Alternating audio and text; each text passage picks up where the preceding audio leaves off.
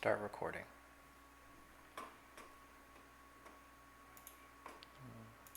Refresh this, make sure it's happening. Make sure I'm online. I am.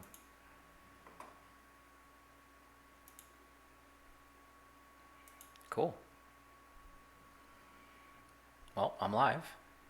I wonder if anyone's joining me. Let's see.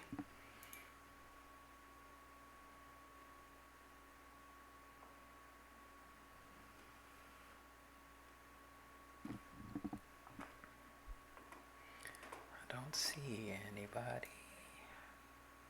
Why can't I see the... Oh, there you go. It's just me, though. Where is the chat? Oh, there's the chat. Boom.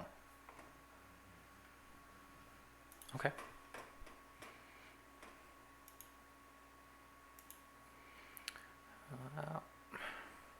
Well, maybe as people roll in, they'll see what I'm getting in.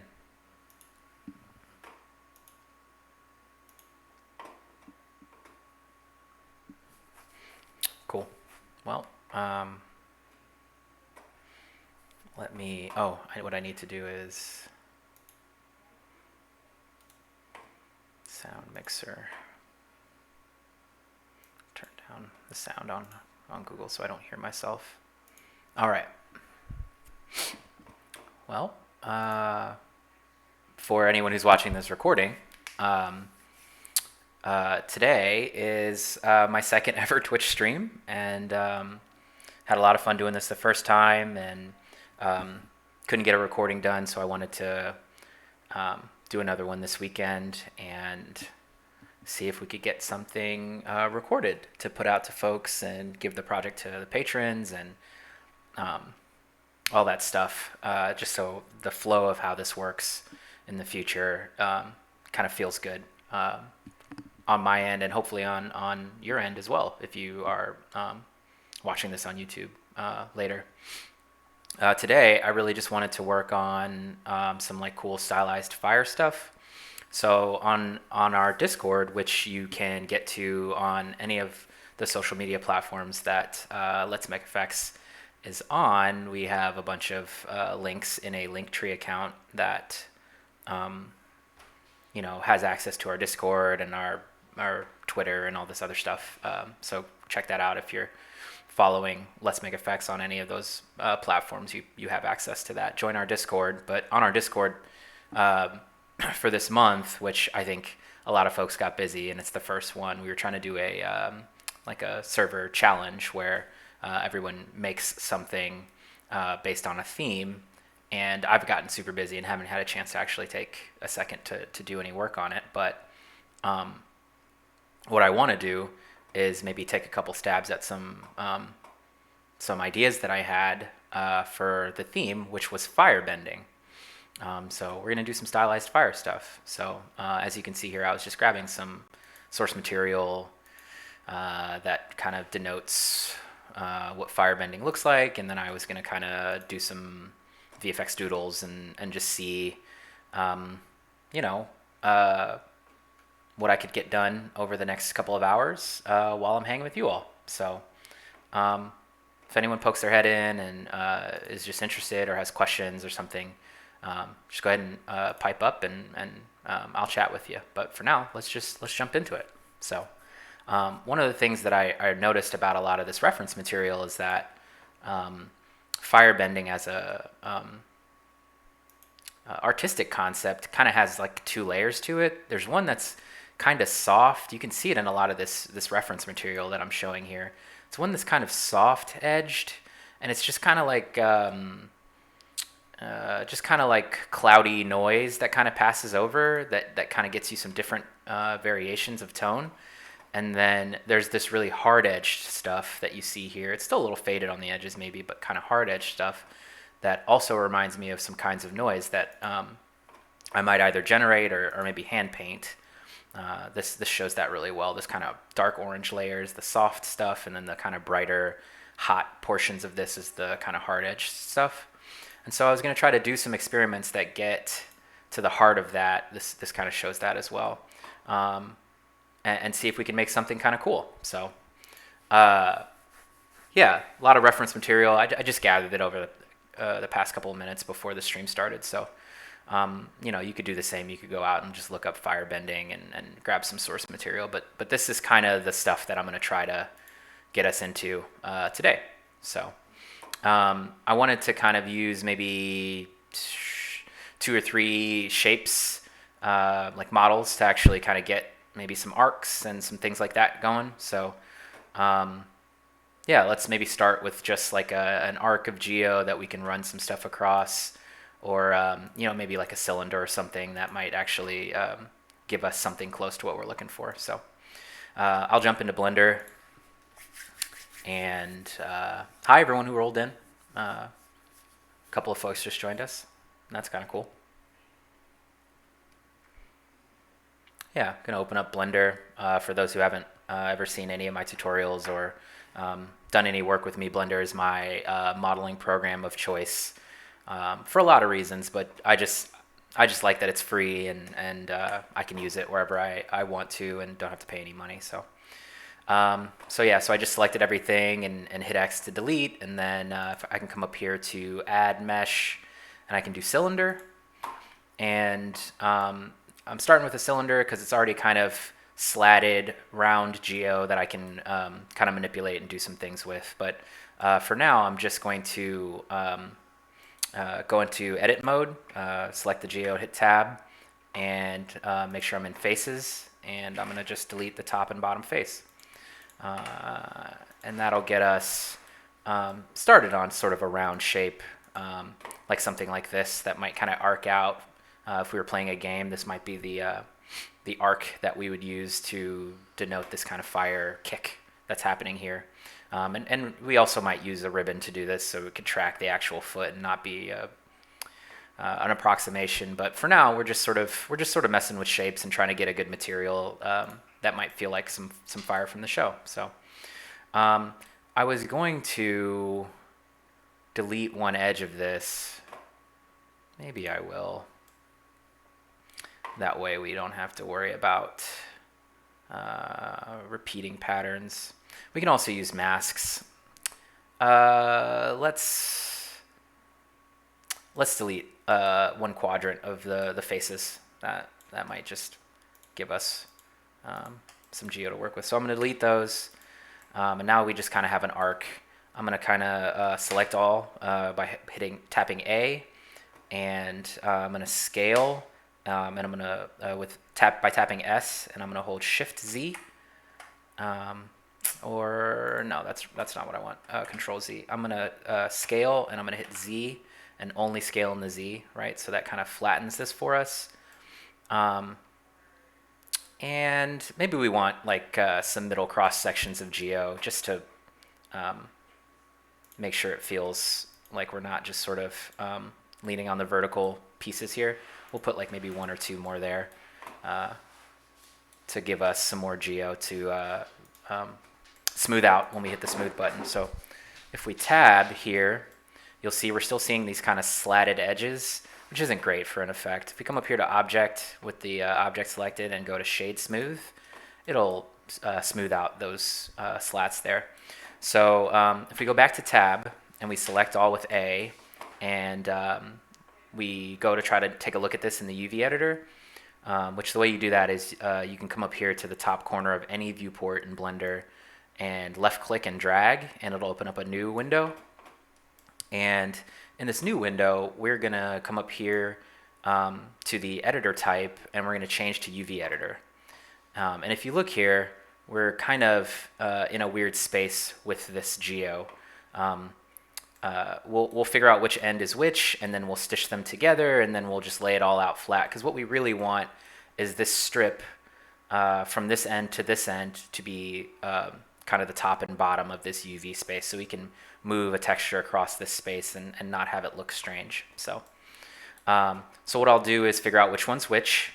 I get the feeling that this is going to be this end here, and this is going to be this end here, but we should test. So we go to vertex mode here, vertex select mode here, and we select those. And one of the things we want to do here is I tapped A again to select everything, is to go up here to UV sync, and that'll sync our selection with what's selected in the window. So this, and so I was wrong actually, it was the opposite. So this end is this end, and then yeah, so this end is this end. So really what we want to do is grab this stuff and turn off the sync here, and we'll just select G to move, and we'll hit Y to only move, or sorry, undo. We'll hit G to move, and we'll hit X to only move in the X direction, and we'll just drag this off to the edge here. And it doesn't have to be exact. It can be if you wanted to. You can use very precise movements, but especially because we're just kind of doing a VFX sketch, it doesn't matter. So we'll turn back on the syncing, and we'll see that these pieces of the UVs aren't stitched together. And I'm sort of forgetting how to do the stitching, so we'll walk through it together. We'll select this edge, and that selects both edges. And I know that there is a there's like a maybe it's the UVs themselves, and then you do something like weld. There we go. Yeah. UV, and then you do weld.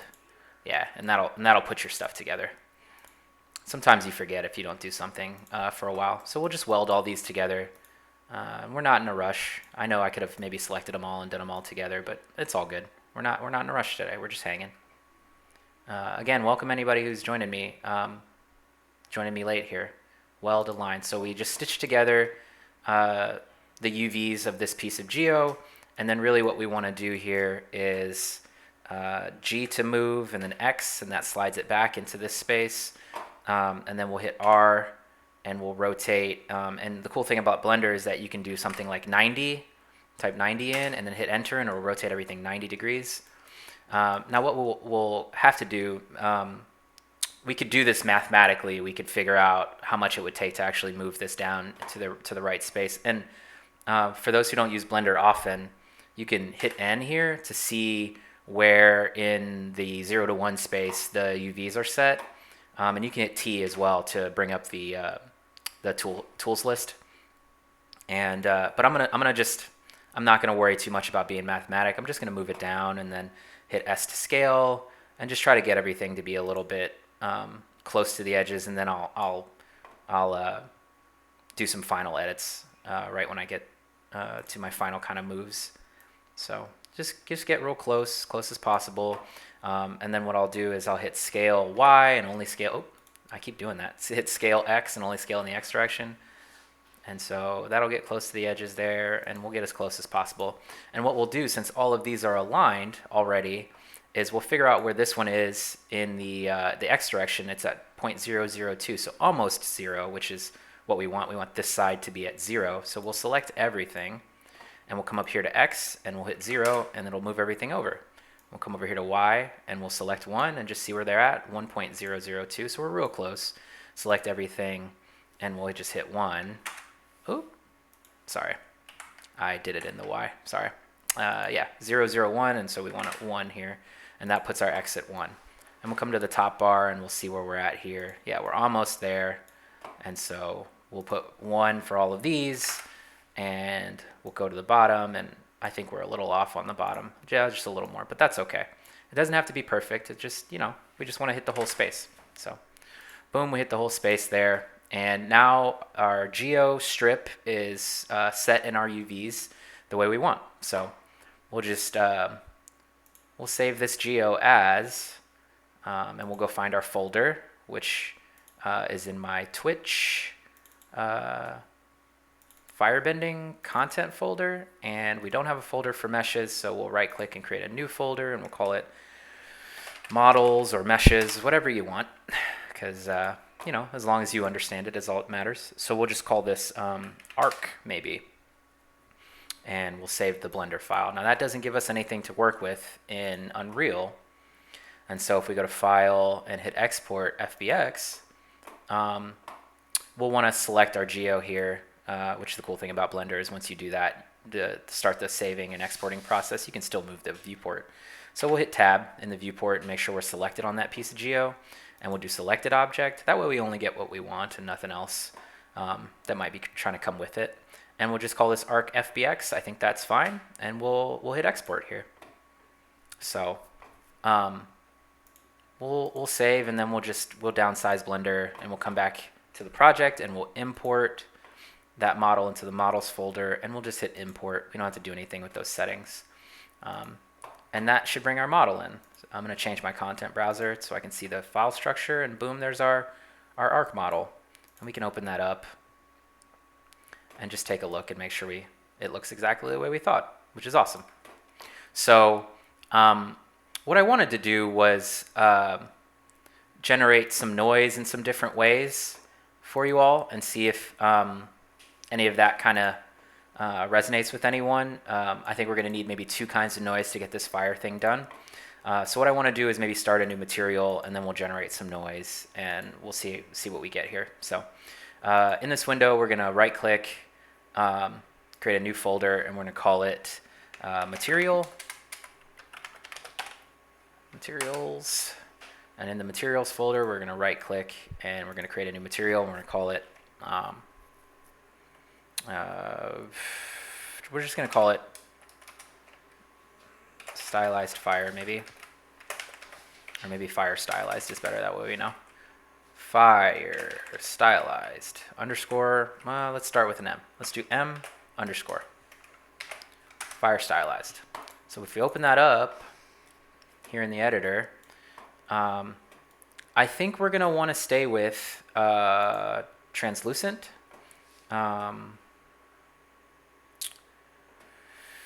And unlit, and we'll see how far we can get with that. So first things first, I want the material that, or the geo that we're using to preview this material to be my arc. And the way I do that is I can go browse in the content browser for that piece of geo.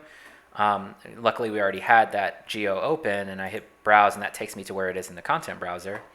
And then if I come back to stylized fire and I click the teapot here, it'll drop that mesh in the preview window as the mesh we're using. So now our arc is here. Sorry, my dog is flopping around over there. And so yeah, what we want to do is start working on something that makes this look a little bit more like that kind of stylized fire arc. And we'll take some artistic liberties and stuff like that when the time comes. But what I think I want to do is use 2 kinds of noise to accomplish this, and I'll show you what I mean. I might hand paint one. It'll kind of depend on what I want to do after we do this. But one of the ways I generate noise is through Photoshop. So I'll come up here to Photoshop, and for those who haven't ever watched any of my streams, I use a very old copy of Photoshop. I'm not really interested in any of the new bells and whistles. I just need to paint textures. And so I'll hit new here, and I'll just make this a square texture that's 512 by 512.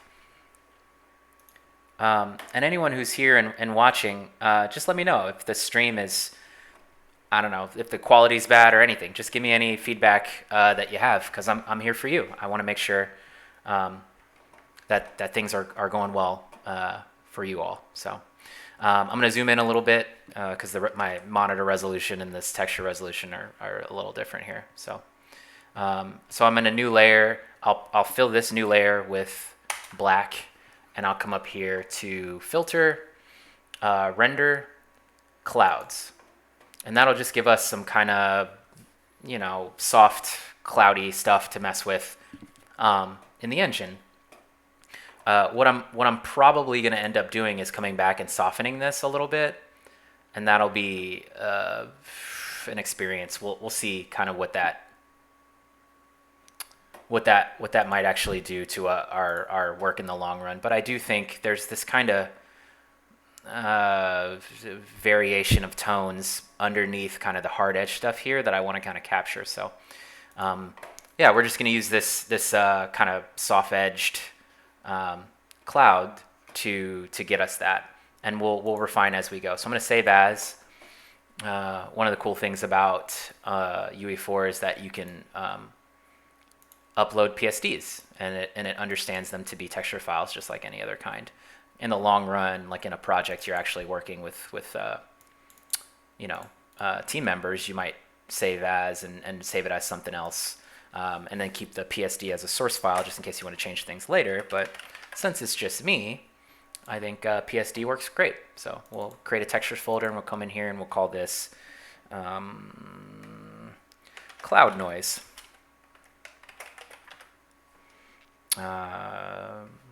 O1, because who knows, we might need another one. And we're going to use T underscore just so we can keep everything kind of clear about what they are. So, yeah, hopefully everyone's enjoying themselves. We can hit import here, and that'll bring in our new noise texture. And what I'm going to do is I'm going to right click and create a new folder, and I'm going to call it maps. And that'll just give us our little test map here to mess with. And we'll move here. And, what I'm going to do is change this. Actually, I'm just going to stretch this thing out to be huge, because we don't need to see the edge of it. I'll just make this 500 by 500.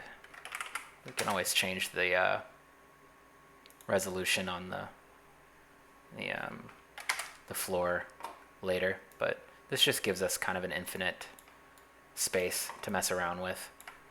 I might do something interesting too to make sure that we're not being disturbed by the texture on the floor. But for now, what I want to do is grab my model, and I just want to drop that in, and just get a good sense of what that looks like in the space. Yeah, you know what? I'm gonna do my due diligence here. I'm gonna right click, create a new material, and I'm just gonna call this m underscore floor. M underscore floor. And for m underscore floor, I'm just gonna create a flat gray material. Nothing really complicated here. Just hold 3 and left click and drop that into base color.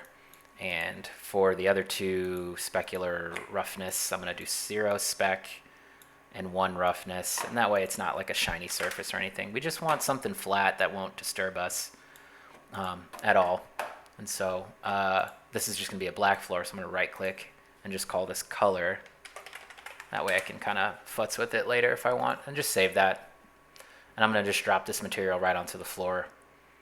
And that way it's just less intrusive. It won't kind of disturb our vision. I'm going to right click, create a material instance. And in the instance, I'm going to open it up and change this color to gray. Hit OK. Save. Go back to the floor and replace the floor's material with this new gray one. There we go. Now we just got kind of an infinite floor plane to mess with. And so I'll click our mesh, and I'll zoom in on it. That way we're actually kind of playing around the space. And there we go. Now we got something, a space to test and play with. And we're pretty above the floor. I might actually even turn off the grid. There we go. Now we're just messing around in a space, which is cool. And I might actually lock the floor transforms. I don't know if anyone ever does that, but lock actor movement, and that way we can't actually move the floor anymore. All we can do is move stuff around. So there we go. Now we're pretty close to the floor, and we're ready to do some stuff. So back in stylized fire, I'm gonna hold T and left click, and that drops the texture for me. And happy VFX Saturday. Oh, awesome. Thank you, Zergling. It's good to see you again. So yeah, so I dropped the clouds here, and I'm just going to plug those directly into emissive color. And we'll get to see what that kind of does on our mesh here. So because our mesh is so kind of non-uniform, the texture is actually being stretched across. And maybe we will want that in the long run, but right now I just want to kind of see the texture repeated a couple times just to give me some more texture to work with here. So I'm gonna right click and search for TEXCO, texture coordinate. And I'm going to pull off of that and add a multiply. And so this multiply is just going to give us the ability to change the scale of this, the UVs, which changes the scale of the texture. And the way that I normally do that is I right click and look for an append vector. And I plug that append into this multiply, and then I give myself two float values for x and y to be able to change the scale in both directions. So if I hold S and left click, I can create a parameter, and I'm going to just call this noise 01 scale x. And then I'm going to copy this, paste, and I'm going to change scale x to scale y. And I'm going to set them both to 1 by default. And when I plug these into the append and plug the multiply into the UVs, nothing will change because the scale is the exact same. It's 1 by 1. But if we wanted to, we could make the default behavior for the x direction, which is this kind of the length of the geo. We could make that, actually, I guess the way we UV'd, it would be y. So we'll make this 2. And so now you'll see this the texture will be less stretched, right? So now we're getting more texture data.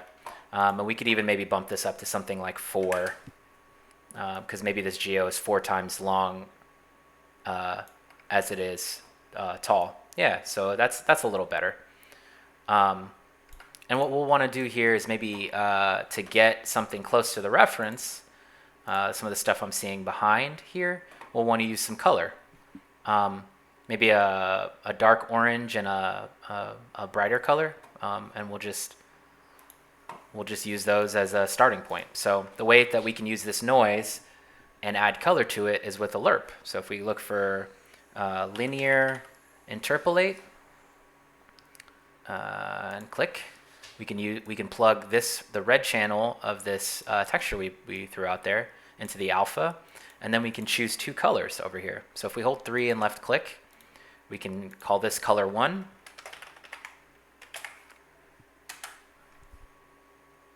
And we can copy paste and call this color 2. Now what I think will happen is there'll be multiple colors for multiple noises in the future, and so we'll maybe come back and change the names of these later, but let's just try to pick some default colors that might get us close to what we're looking for. So maybe the reference is probably speaking to like a almost red and then an almost kind of yellow orange. So let's maybe do this as our bright color, and we'll maybe multiply those a little bit, a couple times over to get them to be bright. But we're looking for maybe orange red here, and then dark orange there. And I think that'll do us.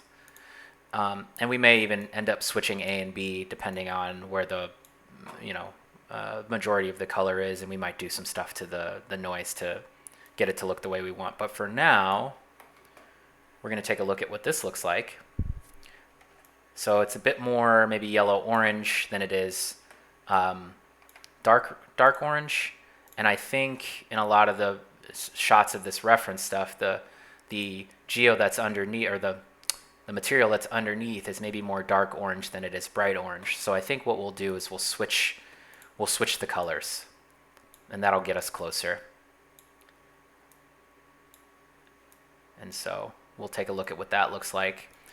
I also want to give us the ability to, so that's closer for sure. That's closer for sure. I think I like what's going on here. That's pretty cool. I think what we want maybe is a mask that makes that arcing shape that we're talking about. From this reference, we'll want kind of a mask that goes along this. And really it just seems like kind of an oblong, maybe pointy kind of shape. We could maybe do it procedurally with a couple of textures, or I'm sorry, with a couple of masks that we could generate procedurally. But let's just paint something. That way it's fast. because what we want to do is maybe mask out where this shape kind of lands. So let's do that. So in Photoshop, we're going to come back and we'll add a layer to this, and we'll just paint a mask for ourselves. The last time I streamed, my tablet wasn't plugged in, and it was a whole situation, but the tablet's plugged in today. So anyone who watched the last stream, we won't have that kind of clunky moment. We want a background layer to kind of paint our mask on, and so I'm going to just fill this layer with black. And actually, maybe what I'll do is just come up here to layer, new background layer from layer, and that'll just be a background for us. I'll add an extra layer here, and I'm just going to paint in white.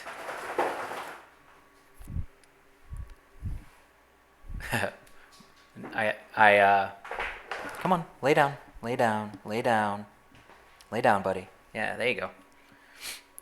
I just adopted a new dog, and he's just getting the lay of the land in the house. He's doing a lot of flopping around, figuring out where he should be. So, yeah, I'm not gonna be too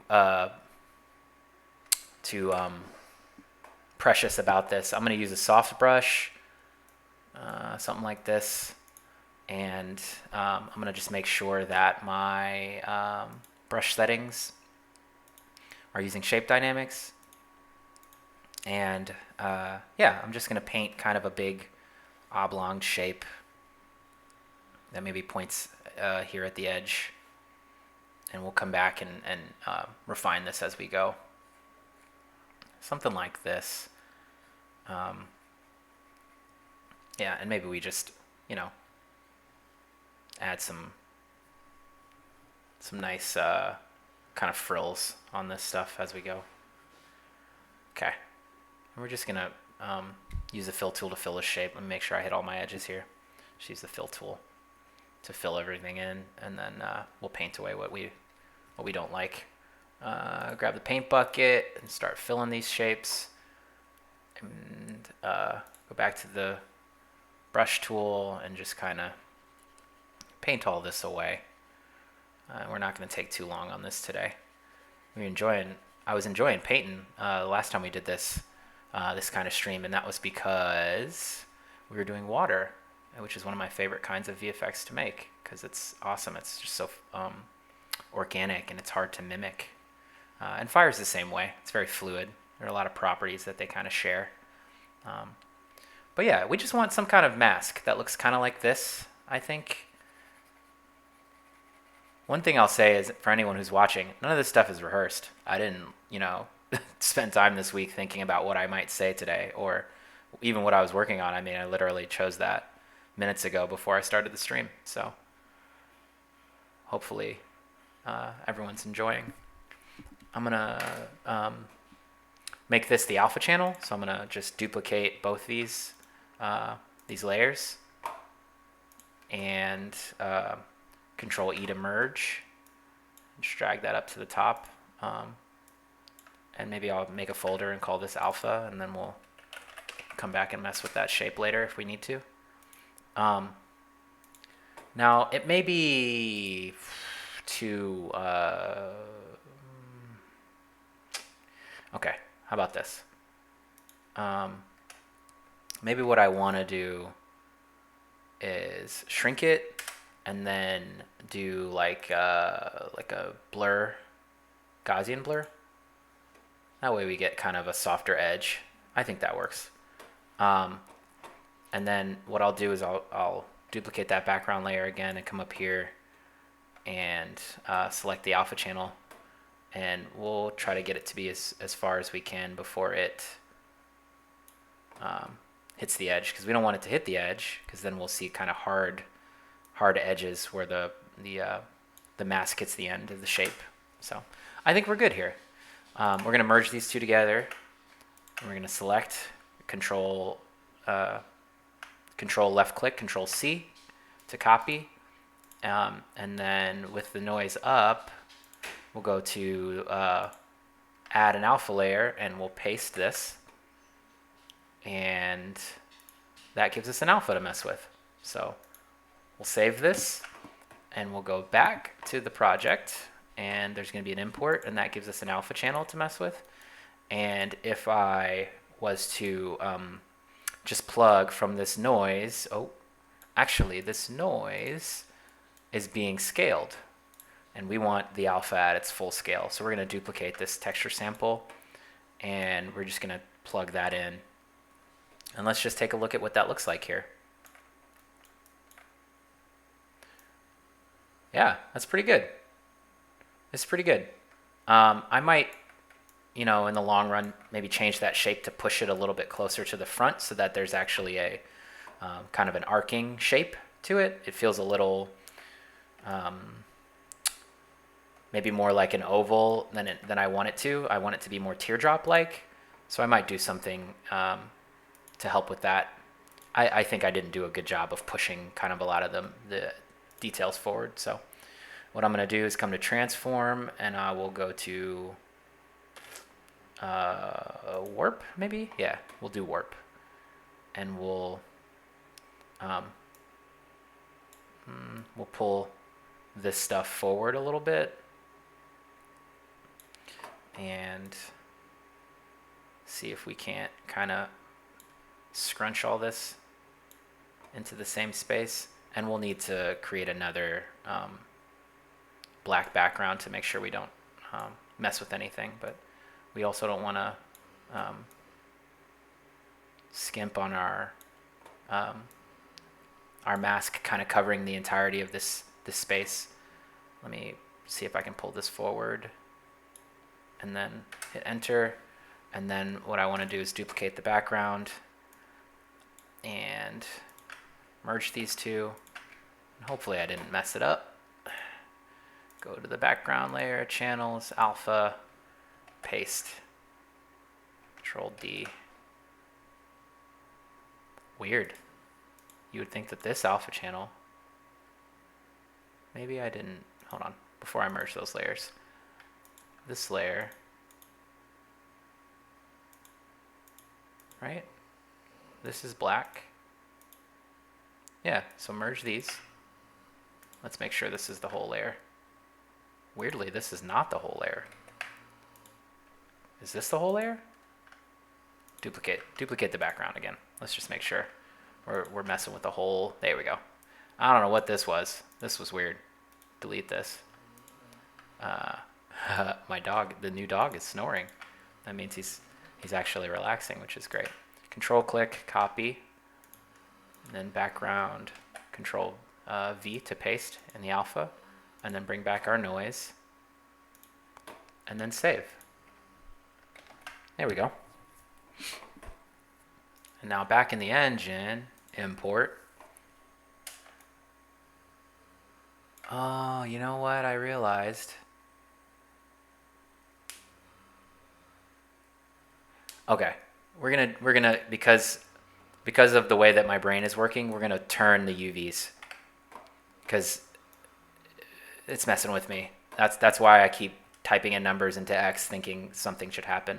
The way I made my mask is that it's not necessarily being used correctly. I'm gonna turn these. So I'm gonna tap R to rotate, and then type 90, and now it's left to right. Now I want to know which way's front, just to make sure.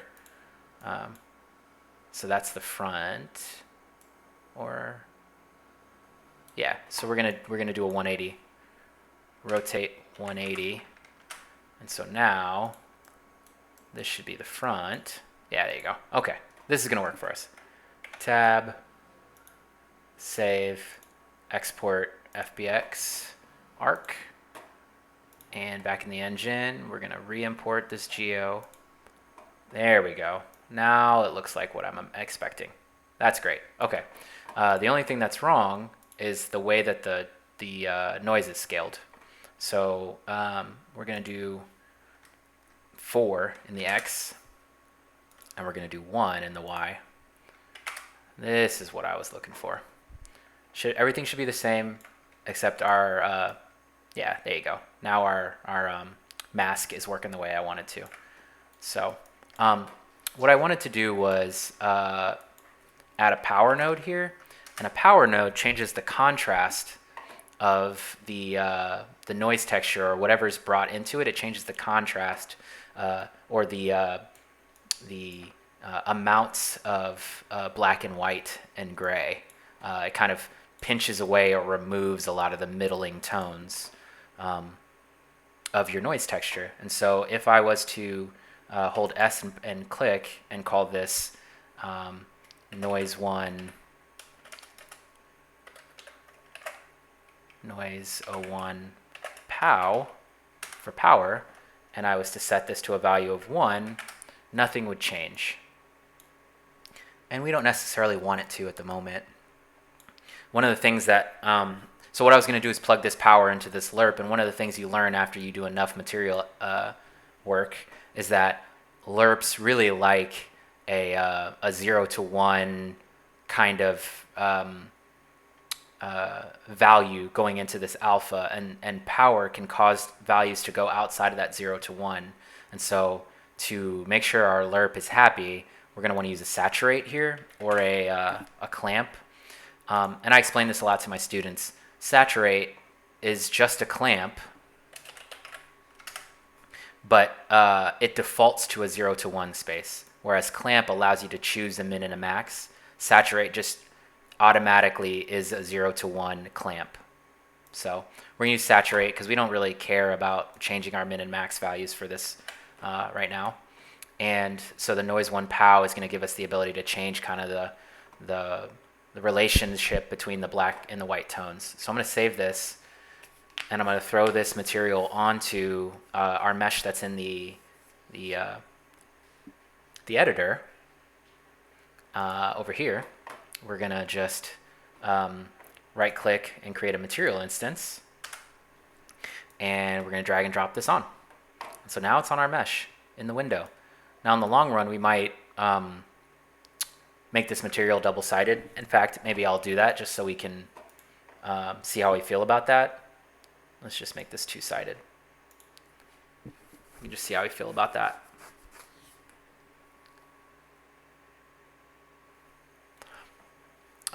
One of the things I wanted to show off too is how we can get this to feel more like it's in motion too. We'll get into that here in a second, but what was really important to me was being able to see this on the shape, and then coming in, did I never save this level? Okay, save the current level as in maps, and we'll just call this demo map. I feel like every time I start a new experimental kind of effect that I've never made before, I just call the map demo map. It's my default behavior, I guess. I thought we turned off the grid. Huh. The engine is trying to take over control. So yeah, so I think we're already on our way. I'll show you what the power is going to do for us. Let me close out the floor mat. We don't really care about that. We're more interested in our stylized fire material instance. So if we come up here to our noise pow and I increase this value, you'll start to see that it's removing the brighter portions of the texture, right? It's eating away the kind of middling tones, the grays that were in here, that was between the black and the white. And if we go down the other direction, it gives us more gray tones or removes a little bit more of the black, right? So power can kind of change that contrast or the relationship between the black and the white. To me, maybe we would want to go up just a little so we can get more dark tones. And in fact, I don't think our color 2 is dark enough. I don't think it's close enough to the reference. Yeah, something like that probably is what we're looking for if we're trying to get really close to the reference. And I think maybe even the reference has some softer noise going. And so maybe what we'll do before this is over is go back and blur the noise in that space to see if we can get something closer. What we're missing here is kind of the hard edge shapes, and I want to get into that before we go back and start to do touch-ups. But one thing I want to do before we do that is get our noise texture, background noise texture, to start moving a little bit. So I'm going to right click here in the material instance, or in the material editor, and look for a panner. And a panner, I think a lot of inexperienced effects artists think that this is the only way you can actually move the UVs on a texture sample. And a panner underneath the hood is really just an add with a time node, and you can multiply that time by an append node, and then give yourself two parameters called speed x and speed y. S noise 01 speed x, copy, paste, noise 01 speed y. Now this is the exact same thing as a panner.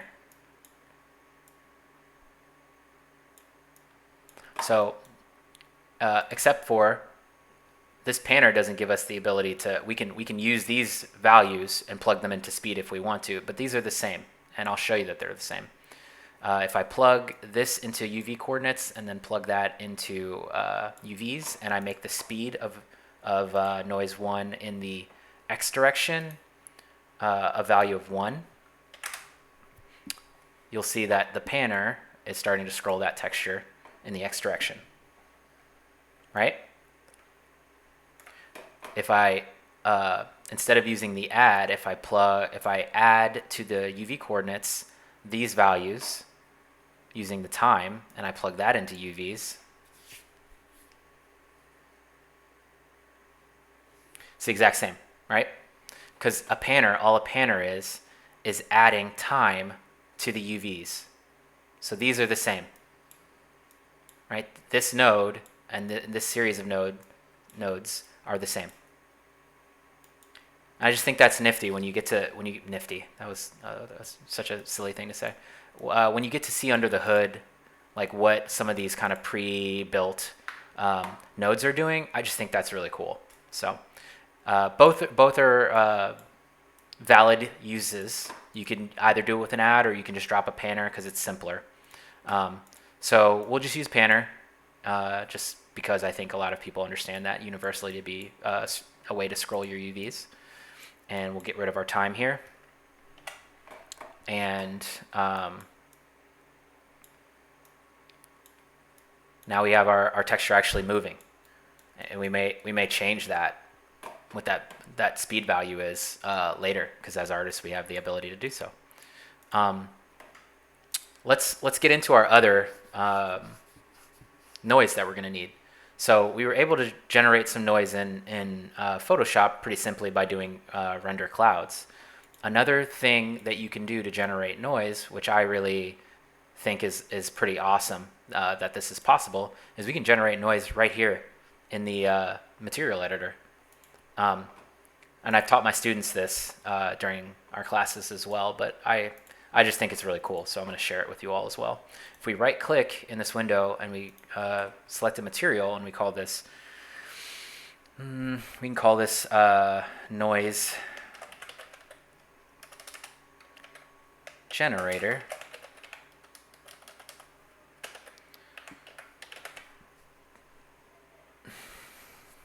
And we can start this with an M, so we make sure we are calling this a material.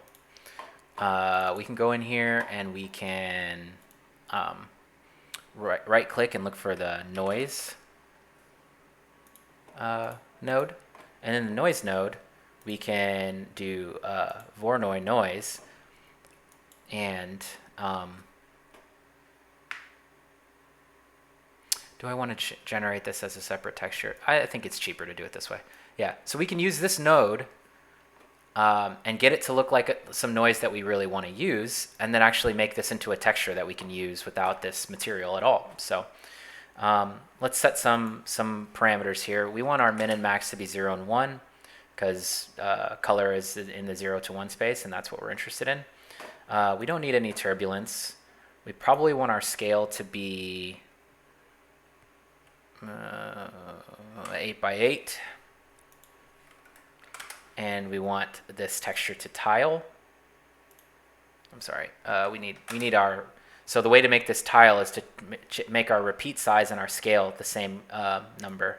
Our scale can stay at or our level scale can stay at 2.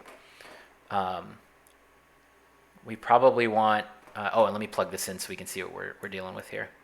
We don't need this material to be anything other than unlit opaque, because we're just going to use this as a texture, and it's easier to see what I'm doing on a flat plane. But what I'm doing is I'm building myself a noise texture that then we can use in our material. So if you get real close in here, you can see that it's just repeating noise over and over and over, right? So we're just going to modify those a little bit until it looks the way that we want it to. So what we want is to use a texture coordinate. Sorry, texture coordinate. I always misspell texture coord.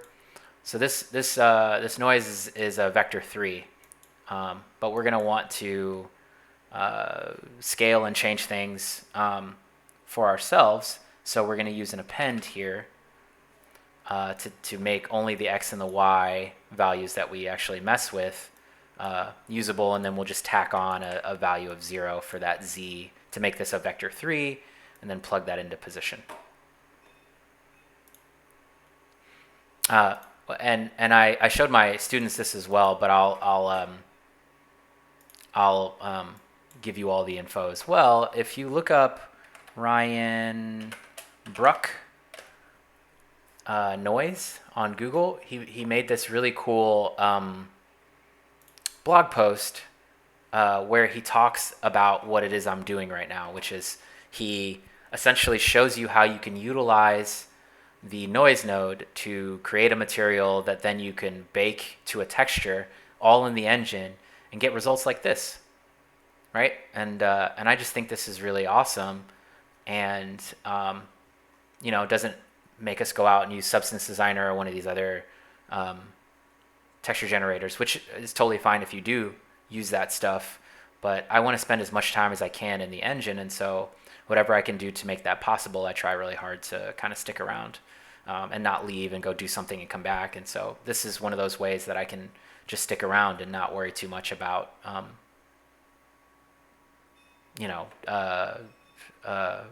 leaving the engine to go do something else. So I just wanted everyone to have that. And in fact, what I'll do is I'll post this in the messenger so people can go check that link out. It's awesome.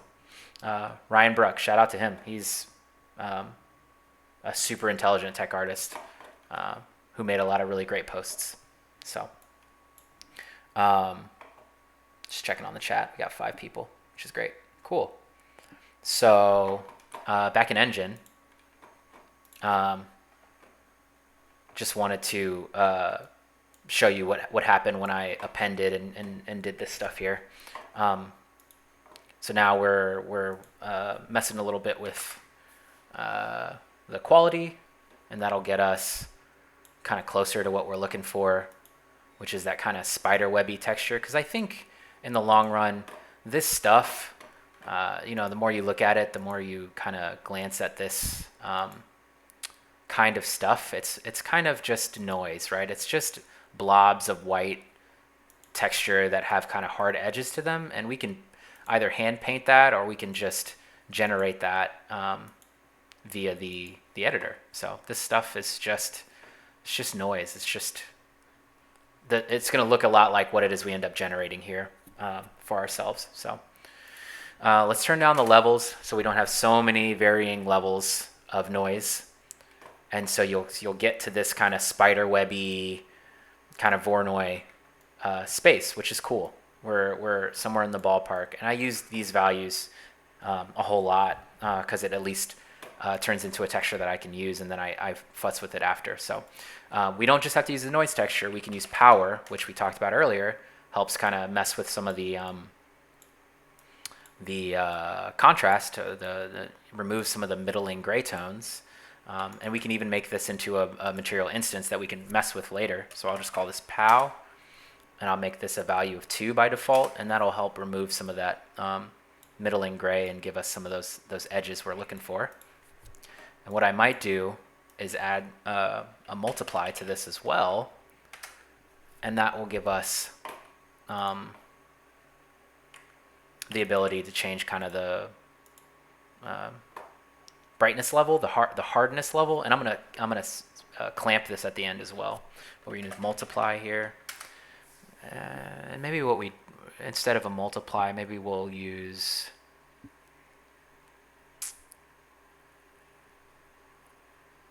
maybe we'll use smooth step instead. So smooth step is a cool way to kind of erode away portions of your texture, but preserve some of the softness of the edges. It's like POW, only it kind of does a better job of removing those the bottom values.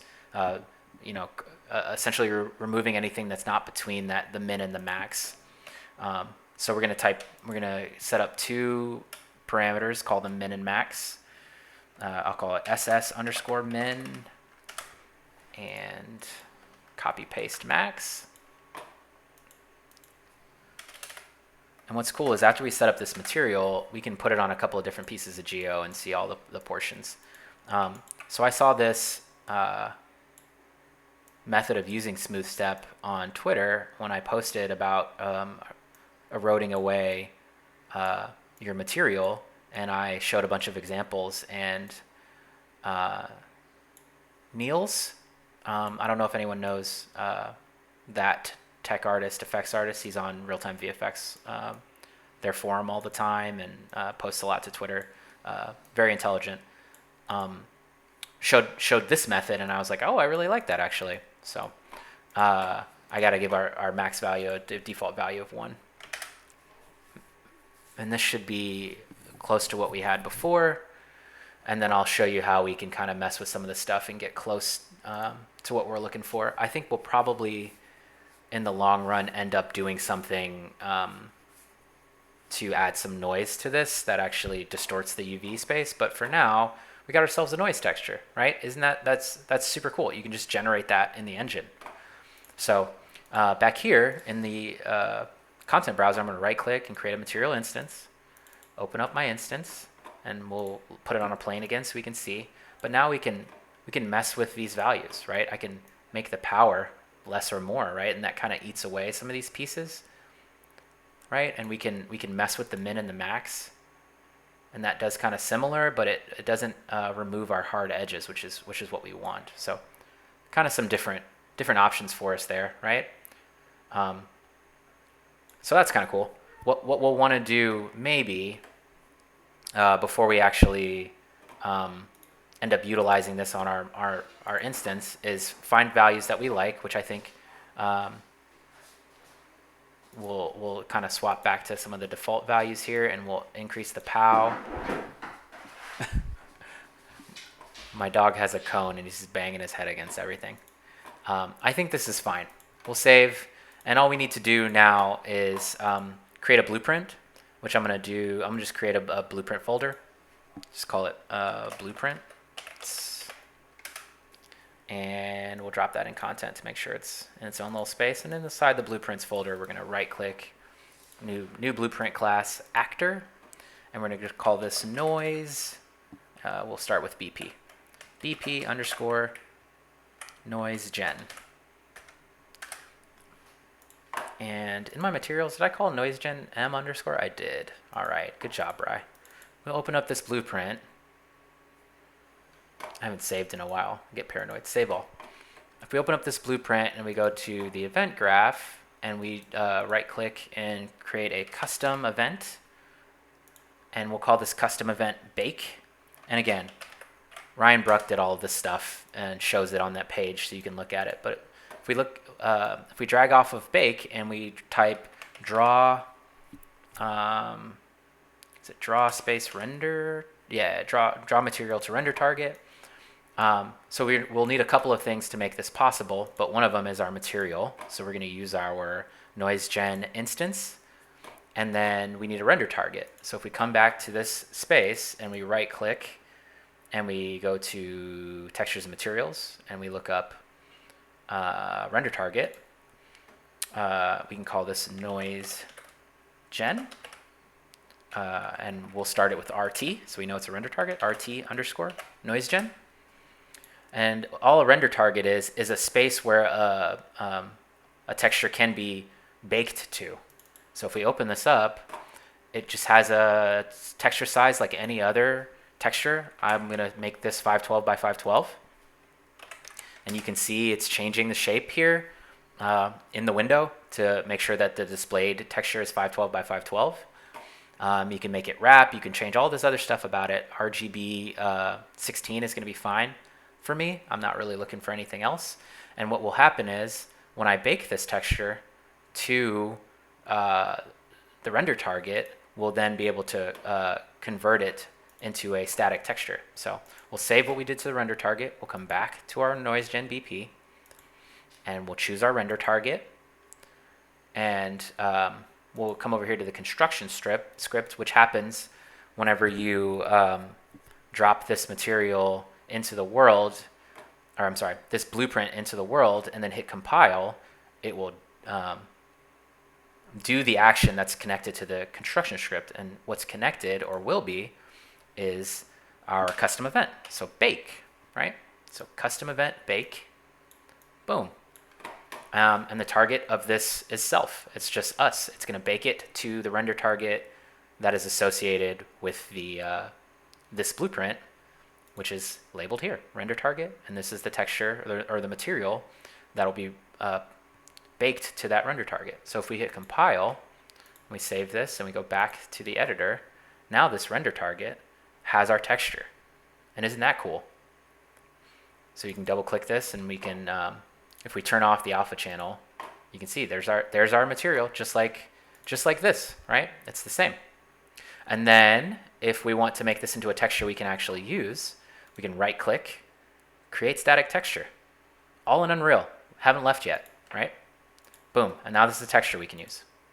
We can move this wherever we want. We can put this in textures if we want to. Drag, drop, move here. Go into our textures folder. We can call this noise 2. Change this to T underscore Voronoi Noise. Maybe we'll generate more than one. Who knows? But boom, there you go, texture, right? So back in your material, we can go to Fire Stylized, and we can add that texture. We can right click, hold T, go find Voronoi texture, or Voronoi noise, and boom, and now we're using it, right? So what I wanted to say before is that maybe this won't look exactly like the reference, and maybe we'll want to make some changes or end up wanting to hand paint it or something. You know, we're just messing around. So it's all good. If I just hit add, and I take what comes out of this lerp, and I just add our new noise texture on top, and then plug that into emissive, let's just see what that looks like. We might do some cool stuff to get this to look more close to the reference, but if you zoom in, it's not half bad already, right? It's not too bad.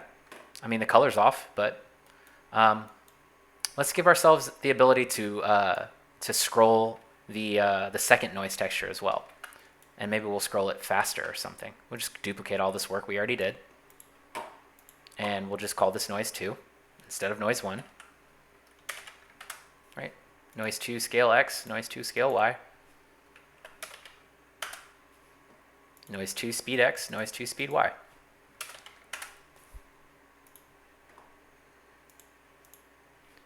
Let me know if any of this is confusing or if I'm losing anybody.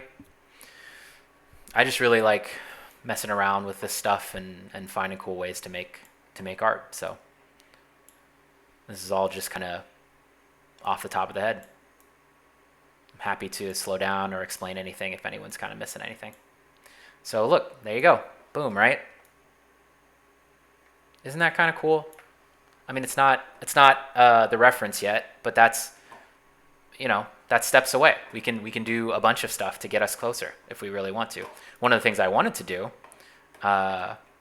potentially, and I want to look back at this reference to make sure I'm not nuts yet. But a lot of what I'm seeing here is that kind of background under texture is just an extra layer of stuff, but this over texture is actually maybe more the inverse of the noise we're actually using. So what we can do is invert the noise, right? To flip any noise texture, any textures, channel, red, green, blue, or whatever, to flip it to where black is white and white is black, we can right click and look up 1 minus. And what this is just the inverse. Sometimes it's called inverse in some other engines or whatever it is. It's just the flip of the noise we have, right? So it's going to look a little bit like this. And what I'll do is I'll add that instead of the original. And now it's closer to me. This is in the ballpark of the reference a little bit. Obviously the color's not right, and there's a bunch of other stuff we'll want to maybe change about the how visible it is, all that stuff. But we're gonna give ourselves a couple of ways to mess with it. We're gonna use our the smooth step method. I'm just gonna go over to the noise gen, and I'm gonna just copy paste this. Copy. That way we don't have to redo any work. Paste. Ooh. What, did I not copy? Maybe I didn't copy. Control C. Over to Fire Stylized. Control V. Yep. And so we're going to plug this value here, and that'll give us the ability to change what that looks like a little bit. And we'll just plug that in. Shouldn't look any different. What we're not doing is giving ourselves the ability to change the color here. So if we grab this color and we call it color 3, these all could be better names, but again, we're just messing around. We're trying to get close to the reference. When we multiply this noise by this color 3 value, and that color 3 value can be something maybe significantly brighter. Let's just make this a value of 5 or something. For those who aren't really interested, familiar with like Pbr values, essentially this is RGB. For anyone who's familiar with like digital art, painting, and Photoshop, red, green, blue channels and the mixture of them, this is like from like elementary school where they teach you how to mix colors in paint class, and red and green make blue and that kind of stuff, right? So you mix these values and you get those things, or the color picker will show you what those values are.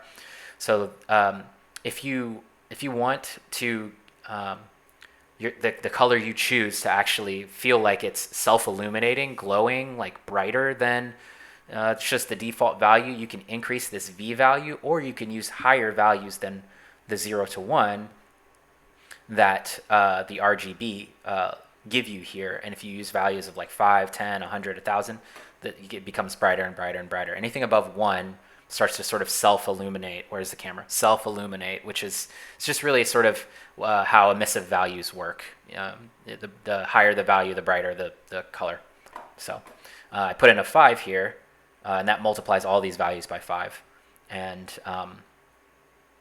then that helps to make the texture, the color brighter. So we'll see what that looks like, and we'll mess with all of this stuff when we get back to our material instance. But I think we're like in the ballpark of making something pretty close, and I'll show you what all the bells and whistles are that we just gave ourselves to get close to that value.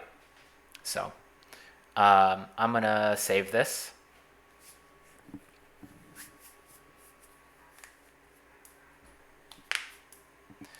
And I'm going to go back to the material instance, and for some reason, real time's not on.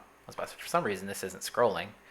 So yeah, so what we might do here is to get close to that look here, is we might change our color 2 to be a dark color, something like this. We'll get it orange, but we won't go too dark. Something like that for now. we'll mess with it again in a second. What I want is my color 3 to be 2 instead. And then I'm going to use this min-max to eat away some of this. And maybe what I want is to change the scale of noise 2, scale X, to be 2 instead of 4.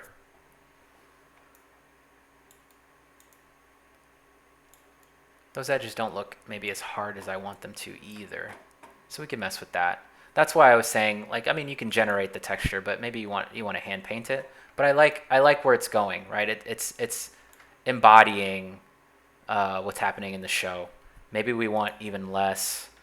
Wait, where is this? 0.5, 0.7. Yeah, so maybe we want the inverse of that, right? Let's give ourselves, wait, where did I flip it? Oh, I flipped it here. Let's go back the other direction. Or in fact, you know, maybe we'll mess with it enough that we'll want to see both at some point. So one of the ways that I give myself the ability to use maybe 2 options if I'm just messing around and just kind of like trying to play is I'll use what's called a static switch parameter. And a static switch parameter is really just like if this thing is true, use this thing. If it's false, use this other thing. So what I'm gonna say here is flip noise 2, and then flip noise 2. If that's true, I'll want the flipped version. If it's false, I'll just want the regular version. And by default, I'll say don't flip noise 2, right? So it's a switch parameter by default value, unchecked. So we'll use the noise the way that we generated it, and then if we decide we want to go back to a flipped version, we'll flip. But for now, I like this. I think this is becoming something. I'll mess with it a little bit more, but I think this is closer to what I'm looking for. So I'm going to save. And go back to the editor. And let's just default everything. So we're not losing any values. Let's just default some of this stuff.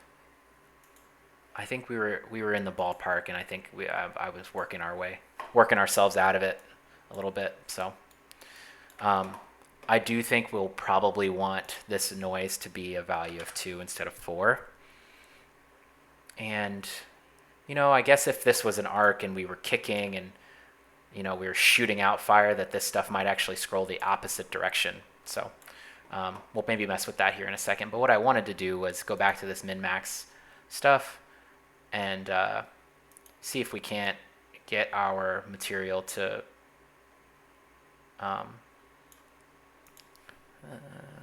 0. Yeah, there you go. I just want a little bit more flamey shiz going on here. That kind of feels a little bit closer. And maybe we didn't need to stretch it even. Ooh, that's a lot. Yeah, we're close. I think we want to stretch in the Y direction too. Oh, well, that's speed. We don't need that. We need scale. Let's do... Nah, we don't want to go up. We want to go down, maybe. Something like that. Oh. 0.7. 1. We're close. We're close. I just don't think this noise texture actually does justice to what's going on in the show. So maybe I'll paint it by hand. And that'll get us what we need. Because I think we're like in the ballpark. Though our background color could maybe be darker. Like I was saying before. Yeah, and then our front texture. Yeah, we just need something that feels a bit less uniform, something that feels a little broken up. So let's paint something. Why not? Why not? We're here. Let's paint something. We'll go to a new canvas. And then this should be 512, 512. And we'll zoom in. And I'll just paint. I'll try to, you know, actually, before I go in and do a bunch of work, maybe there is a yeah. See, I like this. This feels like what we want, but I think I just need to paint it. Yeah, this kind of wavy. It's like arcs that come through. Yeah. Some of this stuff. Okay, we got plenty of reference. I just want to make sure we're not looking at the wrong piece to get our ideas generated here. I don't think this is as indicative as the rest of the show. This kind of stuff here, I think, is a bit closer to what we'll want in the future. So, yeah, something like that. Okay, let me just use this as my reference, or something like this as my reference. It's just kind of wavy shapes. They're not, super complicated, but I'll show you how I might tackle that if the noise texture, which we just generated, didn't really satisfy what I was looking for. So I will paint with a hard brush, something like that, and I will shrink down. And all I'm going to do is, because it isn't a super complicated kind of shape, all I'm going to do is kind of come in here. Oh, I want this to be tapered. Can you just do some shape dynamics for me? There you go. Whoop. So yeah, so I'm just gonna paint a couple of shapes here and try to like just be, not too precious about it. And I'll make it kind of now we do want kind of specifically cut shapes. We'll figure out what that looks like in the long run, but I'm just trying to paint with not a lot of like thought, because I think this stuff should feel pretty random, right? We'll see if it turns out to be that way after. It's funny, I don't really fashion myself to be a hand-painted texture kind of dude. And I said that in the last stream too. It's not really my thing. Oh, interesting. Okay, well, I painted on the wrong layer again. What I'll do is create a new layer.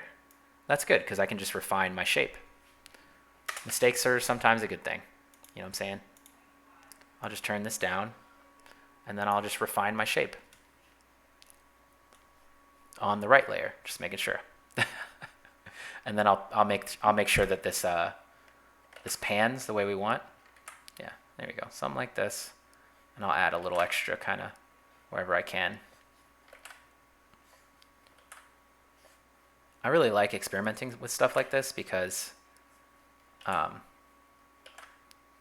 chances are other people have tried this, and so it just adds to the pool of like ideas on how to get close to reference material, like avatars, fire stuff.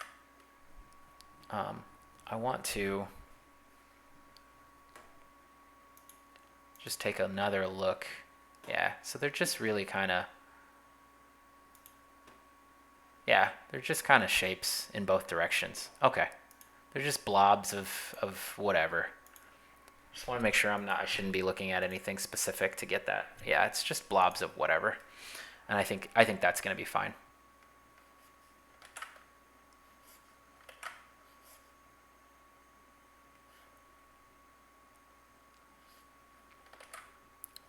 No, I like that. That shape felt good. We'll figure out where that lands later when we pan this. I do like the idea of the future me being like, damn it, past me. You didn't even think about where this went to the edge of the texture. Something like this, yeah. Oh, now we're getting artistic, y'all. Here we go. Okay. Actually, how about we just do that? Just connect these, huh? Hopefully that shape isn't too distinct. Maybe. Let's let this be there, and then we'll figure out what to do with the other half. We're gonna fill this in anyway, so it's not a big deal, but refine that a little bit here. And then, man, Bri, make a stroke, please. There we go. There we go. All right, now we're up here, and we're going down in there. Boom. And I think what I want to do is something like this. Let's just remove some of the excess there we didn't need. Okay, so all we want to do now, that we don't need this guy anymore, is make sure all of our edges are painted in. Let me go back to the sky. Paint. Yeah, there we go. That's there, and that's there. And we'll clean everything up after. Just make sure we're not leaving any edges. Yep, all good on every edge. Yep. I think we're good there. Yep, okay, I think we got it all. We'll just use our dropper to fill this. Oh, I think yeah, but that's good though. Nah, we're good. I think this is nice. I think we're good. If I double, where's my paint bucket tool? Boom. And we get the weird, which I'll blur maybe. Does it look blurry, or is it really hard edged in the end? It's pretty hard edged. I can make it hard edged later too, but let's go in not holding ourselves to anything specific. So I'll just use a big brush and I'll just paint out this middle stuff. I think we don't have to be precious about it, because we want to try the texture first.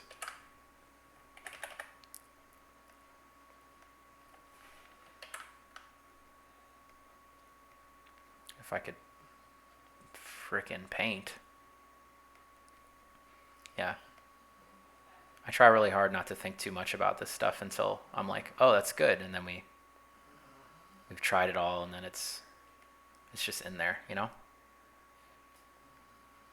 We want it to be in there and working, and then we can come back and refine. I'll paint away what I don't like later. I think this is good though. I get the feeling this is going to turn out all right. Sometimes I'm wrong, but that's kind of effects art in a nutshell. It's like trial and error, just testing stuff out to see, like, oh, actually that worked really well. This method worked awesome.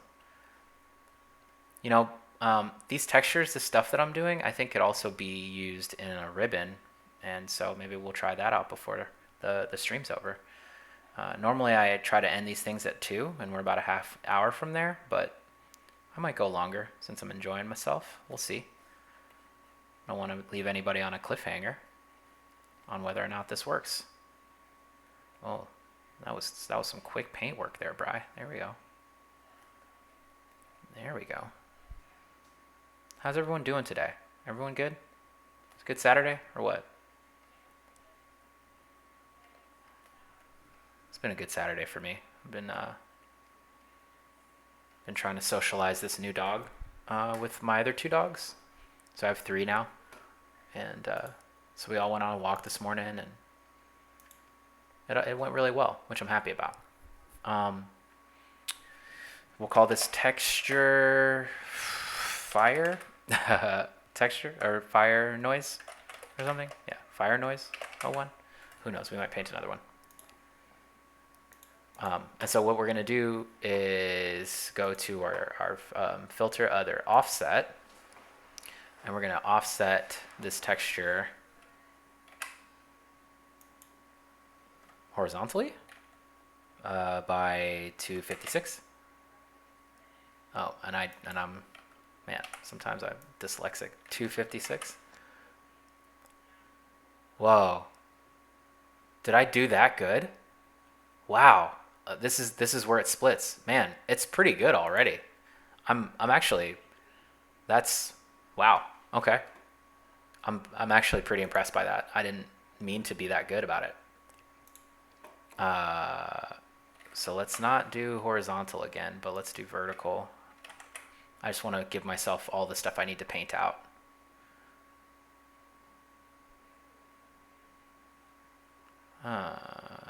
Okay, well, let's do it one at a time. That way we won't miss anything. So all I really want to do is come in here and just do this action. We'll make this into an actual kind of edge shape. You know, this is kind of Halloween-y too. Yeah. Oh, this is how I planned it. Yeah, for this texture to look spooky. This is exactly how I planned it. I did not plan it this way. I just painted and hoped it would look all right. So we're just doing our cleanup here. Just doing our cleanup. So we'll kind of try to keep these shapes to be a little bit more tapered. And then yeah, we'll do this action and just cut this down a little bit. Okay, and then all we'll do for the other direction is the same thing, filter other, offset. And instead of going horizontal, we'll go vertical, 256, right?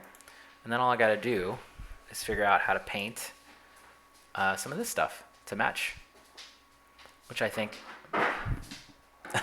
the plan is he'll get there. That's the new dog just banging around. He's got a cone on his head because he just got fixed. Something like that. And I'll just add in a pointed shape here. And we'll recheck everything again here in a second. But I think we're in good shape. I don't want to take too long on this because I do want it to look okay in Engine. So let's just point this out. Make this pointy. And actually, I kind of liked how this was swooping for a minute there. There you go. That edge is a little hard. Boom. So this is the portion that's a little weird. We could do something like this.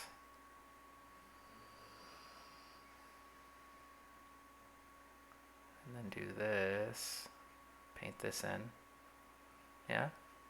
That's probably cool, huh? Yeah, that'll work for us.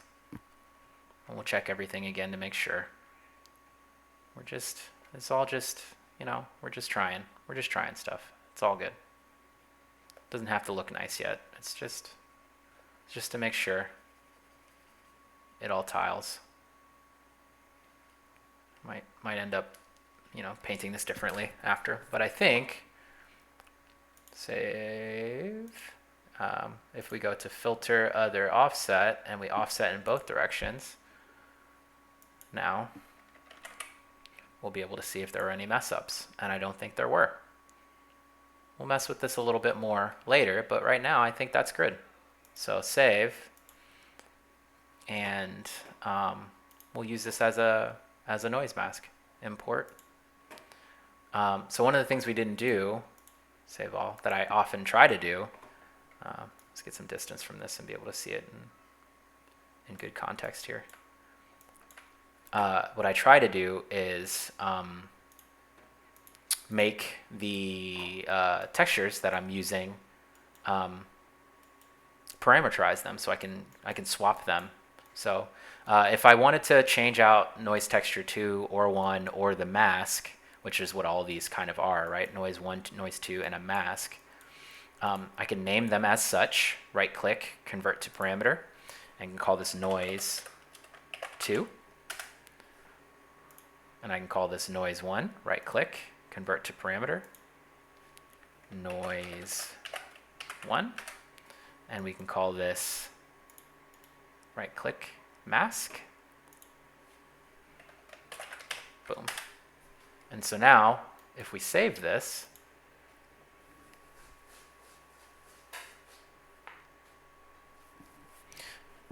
do a little,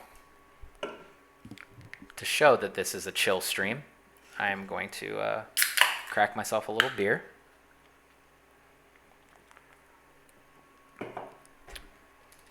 Check the chat. Cool. Things seem to be going well. No burning questions, I guess. Make sure that if there are any burning questions that you send them my way. I'm here for you. Uh, so we'll just go back to our instance now that we've parameterized, and you'll see now mask, noise 1, and noise 2, right? And our ability to flip the noise if we want to. So for noise 2, I'm going to use the new texture. Oh, interesting. Oh. So, okay. So not intended, and what I'll do is fix it here instead of fixing it in an engine. There are multiple ways to fix this problem, but essentially my noise I thought would be scrolling vertically, or I painted it to scroll vertically, and so I'm going to rotate this noise sideways, holding shift to make sure that it's a 90-degree turn, and I'm going to hit save again.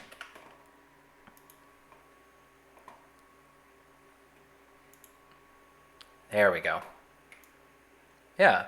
And so I think that's we're in the ballpark, man. We're like close.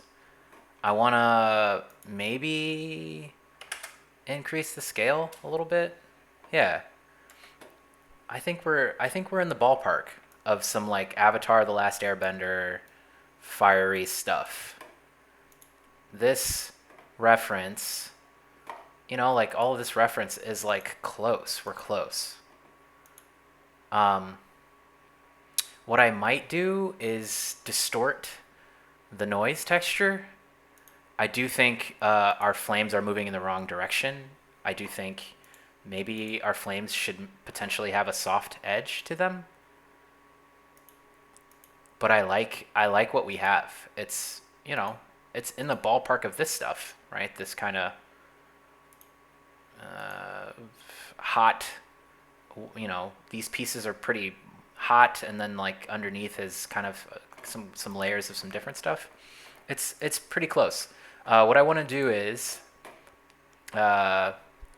which is going to cause us maybe a little bit more work, but I want to blur this, and I'm going to save the copy of that unblurred here, just in case I want to go back, and I'm going to filter blur, Gaussian blur, and blur that. And that's a pretty cool noise texture. It sucks as far as like my ability to paint it, but I think it's gonna work for us. The problem with blurring here, by the way, just so anyone who's watching can see, the problem with blurring here is that when you blur, if you go filter other offset, because we're gonna scroll this, it causes some tiling issues, right? So we have to clean that up a little, and that's fine. One cool way to do that, which there are a bunch of other programs and ways to do this. So don't think that I'm saying this method is the best, but you can use blur or smudge. I like to smudge a little because I'm not so precious about kind of how these textures are generated. Smudge, and you can kind of just pull some of this stuff. Just kind of push pull the verts a little, or the pixels a little, and it'll kind of work its way out, right? It's a little harder to see now, and yeah, right? You can do the same over here. Just kind of pull some stuff. I hope I'm not boring anyone. I just enjoy this stuff.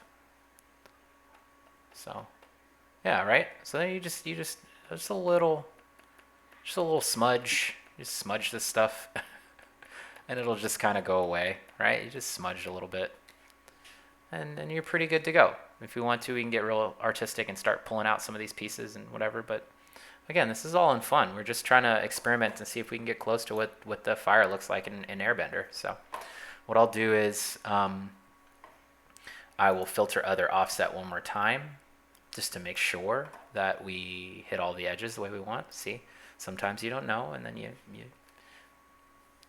go without. So we'll smudge here just a little, and actually we'll be kind of precious because it's close to an edge, and we'll be kind of precious since we know our texture is actually working for us a little bit. We'll try to be kind of nice about how we use it. Okay, I think we're probably good there. Yeah, it's pretty good. Okay, and we'll just save. We'll go back to the engine. See, this is kind of hard. It's stylized and that's cool, but it's a little hard. And the reason for that right now is because we're using our max value to actually kind of mess with stuff a little bit. I think probably we could 0, maybe even blur more than that. But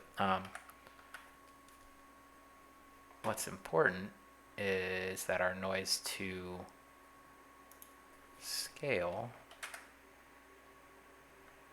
I liked 3. I thought we were good. We can go in the other direction. We can also, by the way, something else sometimes I like to do is come in here and use the appropriate texture, is use multiple layers of that fire. So maybe we'll add 2 layers together. So we'll just copy noise 2.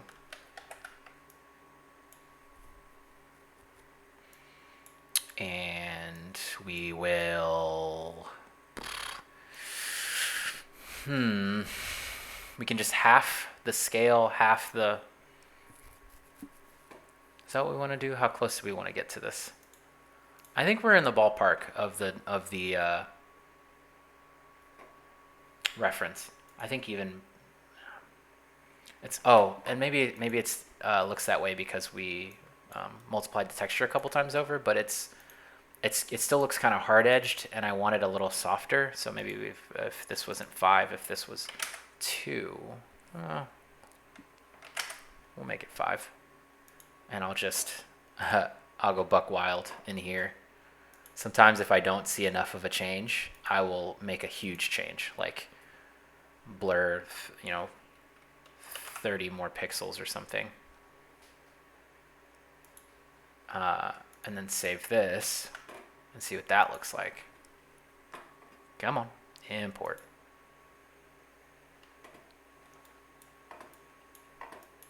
Yeah, we're close. I think we maybe want to do more of this action. Yeah. And then again, I think a second layer to the other piece, or to this noise might help give us some breakup that looks a little bit closer to this. So I'm gonna copy this, copy paste, plug, and the only thing I'm gonna do is noise.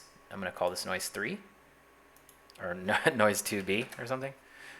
And in the long run, maybe we don't use all these layers, but again, there's no harm in it because we're just doing R&D. We're just seeing if it feels good.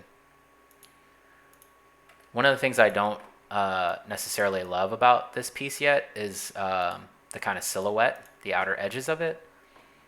We're gonna add this. I don't think we need to flip our noise.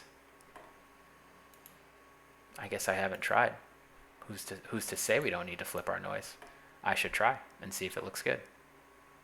Let's do a flip before we add the second layer. Flip.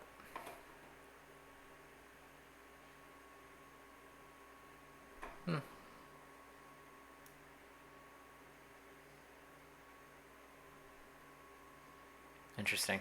Okay. Huh. Well, the flipped version, I don't really love it, but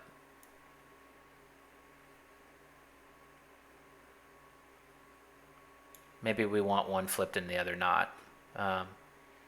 Let's not remove our ability to do so, but yeah, let's add a second layer to this stuff before we smooth step. So add, whoop,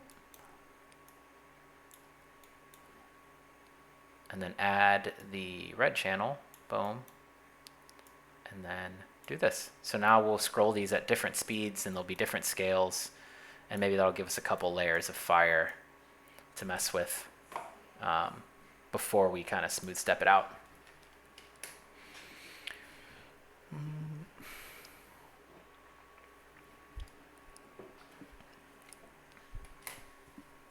Okay. So in our material instance, I'm gonna unflip.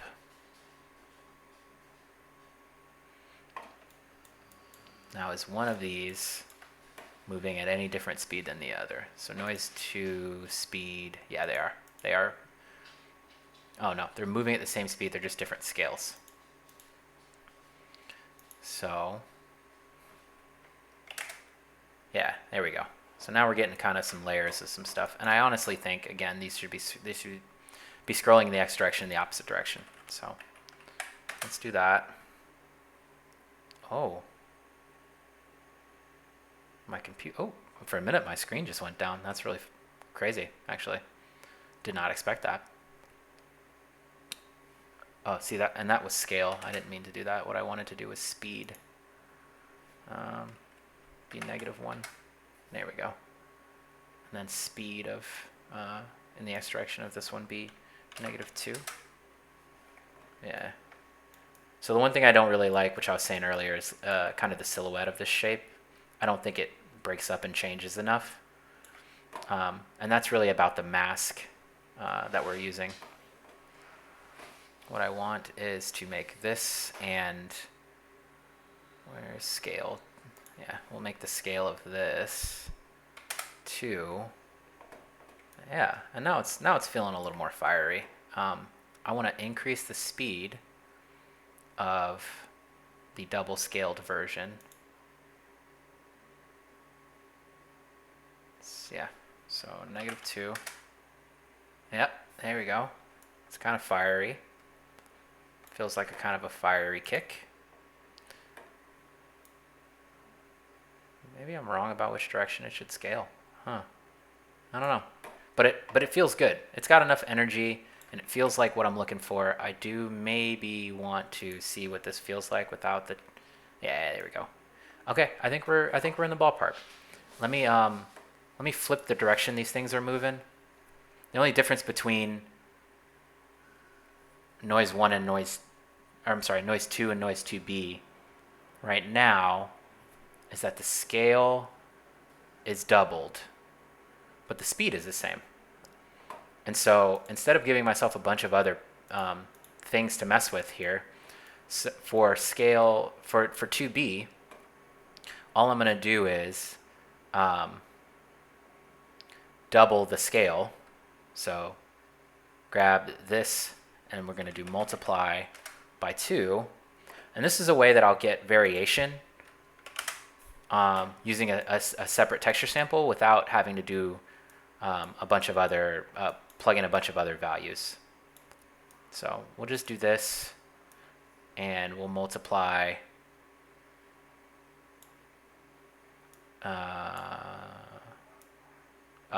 sorry, we need a second multiply here. We'll multiply whatever the value that comes out of this is by 2.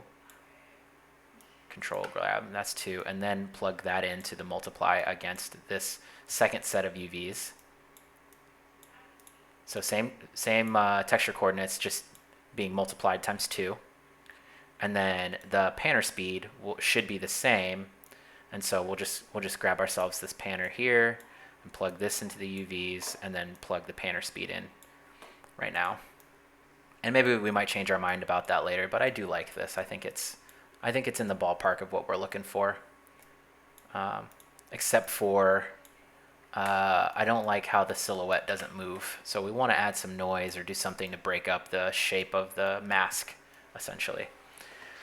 And I guess I'm wondering if the noise of this is actually doing anything for us. I want to see what happens if I add a multiply here, allowing me to make the brightness level of the background noise brighter. So we'll do noise 1 molt or brightness or something. It's really up to you. Molt is what I'm going to call it. And we'll multiply it by 1 so nothing changes. And then for this mask, what I want to do is take, I kind of want to, let's do a little experiment here. I'm going to do a multiply Yeah,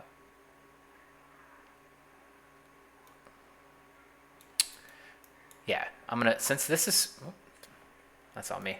Since this is scrolling, I'm gonna do a multiply against that.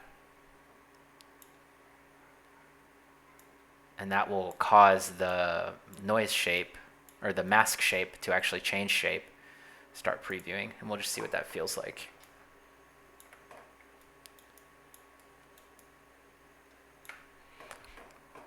And we probably want to add back,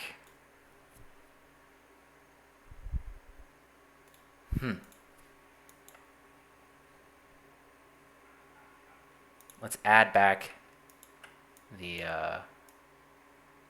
mask again. Oh, yeah, start previewing this. Let's see what happens. Yeah, right. So what we want is multiply times 2, and then add back the mask.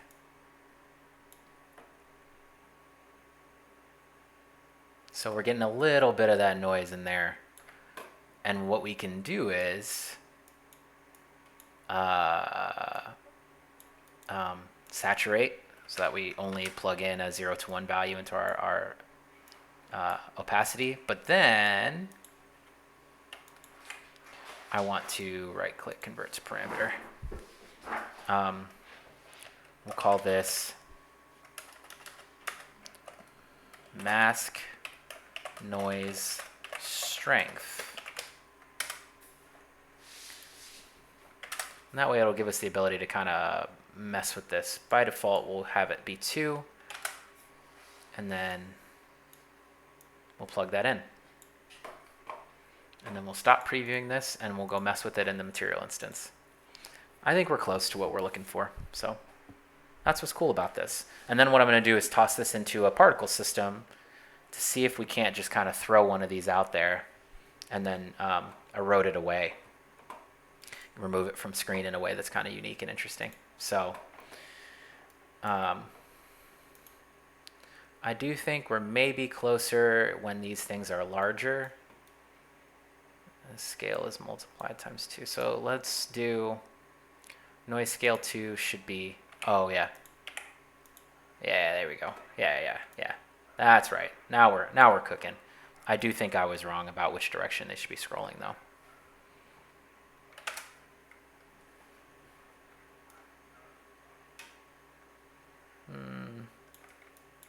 Maybe I wasn't. The noise behind is scrolling differently. But what I wanted to do was mess with this new value I gave us, this noise strength value.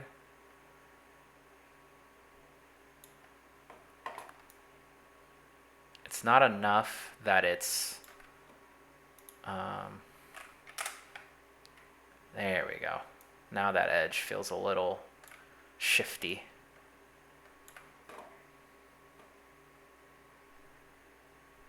Oh. Seems like the stream slowed down or something. Is the stream all right? Huh. We're coming up on the last 10 minutes here. Weird. I'm looking to see if it comes back. Did it come back? It says we're still recording, so I'm not gonna worry too much about it, but I'm gonna stare at the stream. I'm gonna look up at the stream every couple seconds to make sure we didn't lose everyone. Really, the point of what I was trying to do is break up this shape, right? So,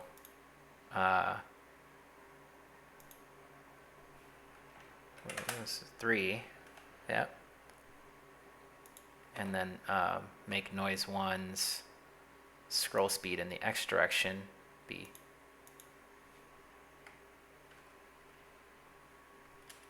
2. That's pretty good still, even though for sure the stream looks choppy. Huh. I'm gonna try my hardest to push through and check on the stream every couple seconds to make sure we're not losing anyone. This is all the noise generator stuff which we did before, which we didn't end up using. But I do like this. I think this is close. I honestly do think this feels good. I don't know that I want it to scroll in the opposite direction of each other, even though that's nice. It's providing me some, oops, -2, providing me some -4, -1. Yeah, providing me some interesting things to look at. But I do think we want to get rid of this. We're in the last 10 minutes here. Like, we want to try this out in a particle system. Let's do that before we close today. Let's make this practical. So down here in particle systems, if we go to Effects, Niagara, and use new emitter template, and we're just gonna spit out, let's just do it empty. Let's just do it empty. We'll start from scratch. Oh, I should have created a new folder, particles.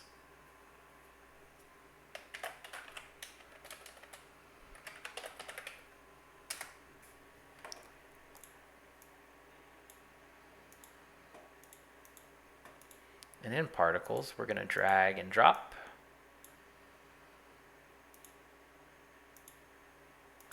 And then we're going to call this PS_fire arc.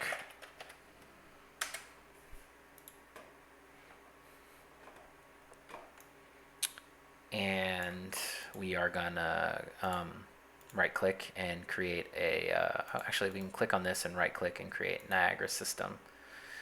Yeah, awesome. We'll underscore emitter this. That way we have some separation. Emitter. And then in emitter, we're going to open up.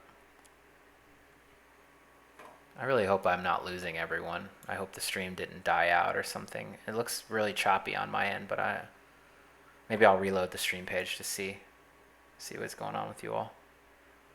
Yeah, I'll do that while I'm loading up this stuff. No, it's still sick. It looks like the stream is super choppy. Is that on me? Is it because my quality is too high or something? I don't know. I'm gonna forge ahead because the recording is here. So we're gonna change this from sprite. We're gonna delete this and change this to mesh render.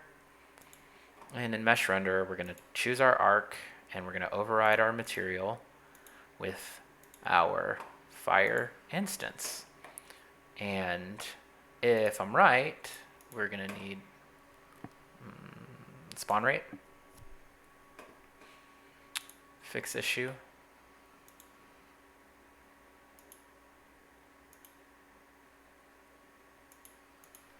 I think we should be seeing spawn rate.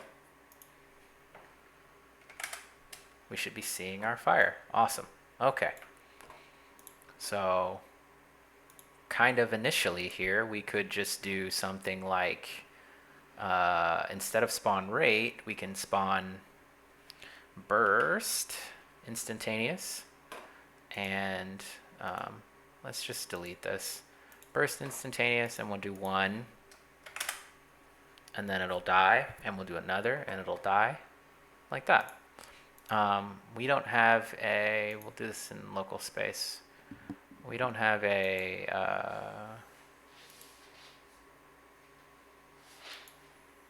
what's it called? We're missing the, what's it called? Emitter lifetime. We want to, particle lifetime, I'm sorry. Each of these to live for 1 second, then we burst and create another one. Burst and create another one. Yeah. Right. And what we want to do is, and each particle kills itself, we want to do something like scale color. Yeah.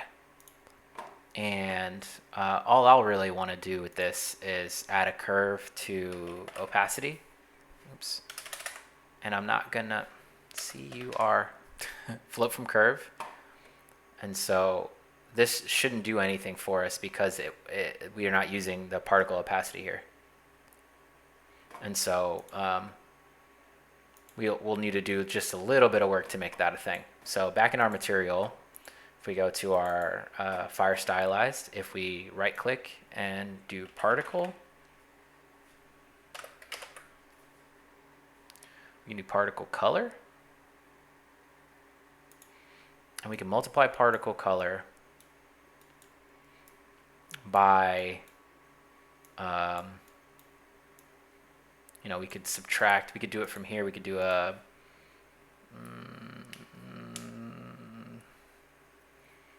we can do like a subtract, or let's do it as a smooth step. Smooth step. That way we actually get proper, plug this into here, proper erosion and not kind of some hard edged gross stuff. If we plug that into here and we use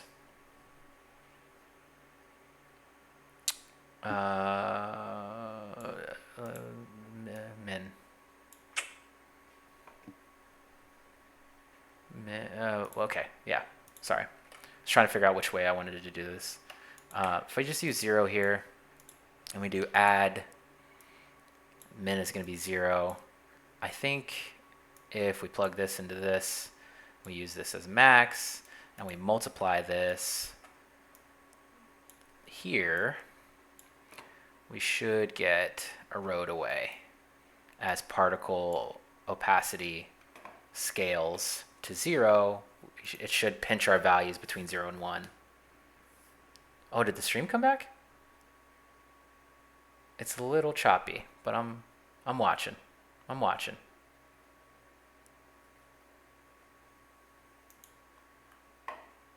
Really interested in this. I want to see how this all turns out since I'm so new to this streaming thing. So, let's see. That doesn't seem to do anything, and it should. Okay, let's start previewing. So here we are.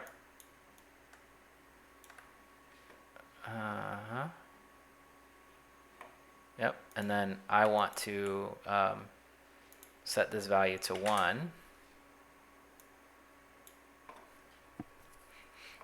Let's see. Oh, hey, yeah, stream's back. Weird. I don't know what that was. 0.5, and let's see. What does 0.5 look like here? How's this possible?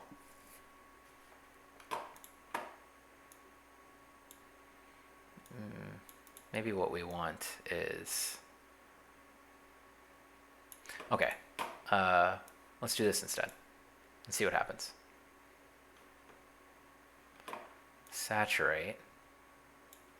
This alpha value. Oh. Wait, what's the that's okay. Sorry. I should be using the red channel. I should be using a red channel. Okay. Damn, I was like, am I losing it? What's it? I was multiplying the mask by the mask. That's why nothing was happening. That makes perfect sense. Okay. Man, that for a moment I was like, I don't know that I don't know that this is working out the way that I intended, and which is strange for me because normally things do go the way that I am imagining. So when this is 0, okay, and then when this is 1,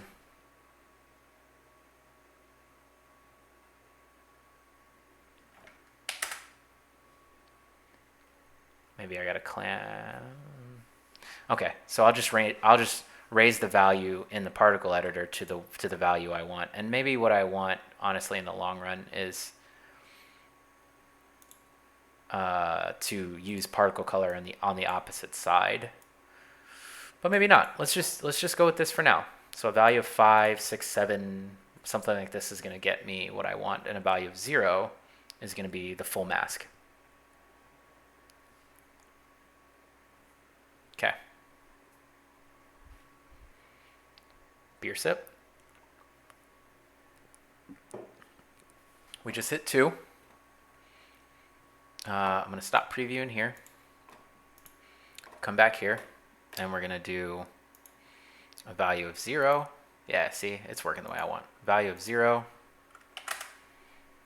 and then a value of 5 by the end of the particle lifetime. And we could do this, you know, we could make this a more stylized removal, and it's the particles are living forever and whatever. Like, we could change the particle lifetime and all that, but what I want is to, there you go. 5 probably isn't the high enough value. 10, yeah. And then what I want to do is change the particle lifetime, which is the value of 1. We can make it 0.5.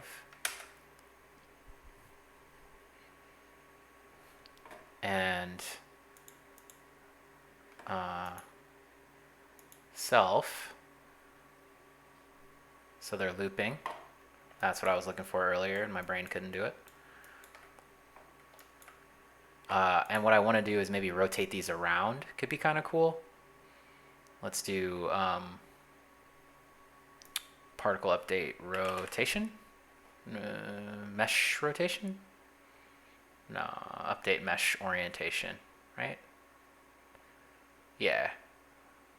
Yeah, that's what we want. Update mesh orientation. And we'll give it a rotation rate. Are these moving? They're not moving. Sorry. Rotational vector. Yeah, there we go. Okay. Yeah. So rotate around the Z at a rate of 1, and we probably want it to be -1. Yeah, that's cool. Okay. The one thing I don't like is that, well, there's a couple of things I don't like.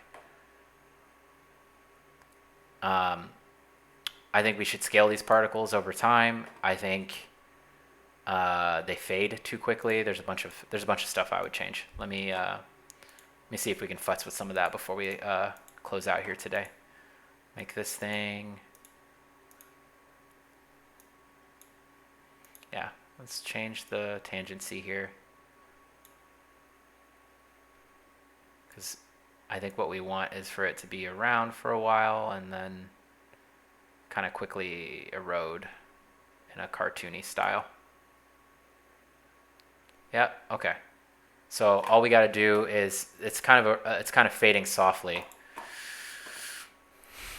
What I might do is,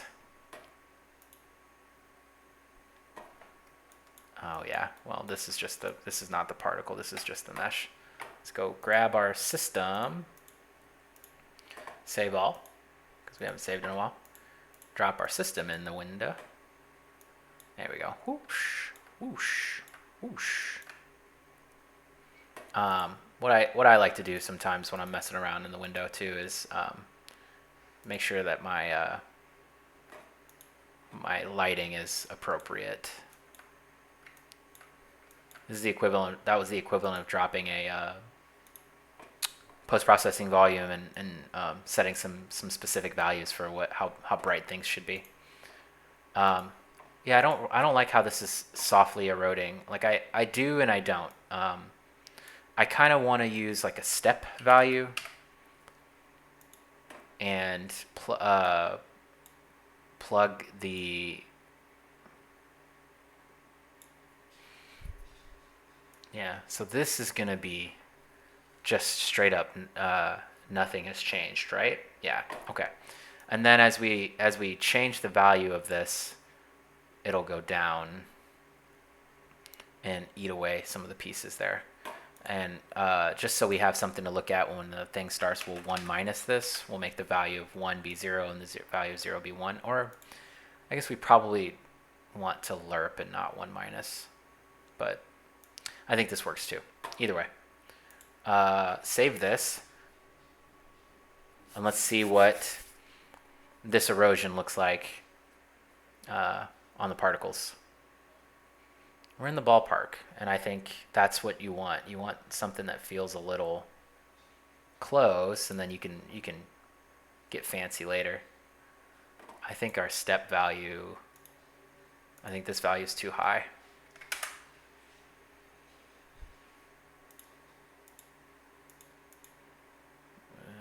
Whatever. Right click linear.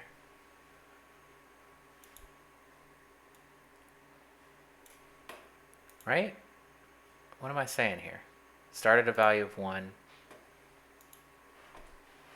What do you, okay.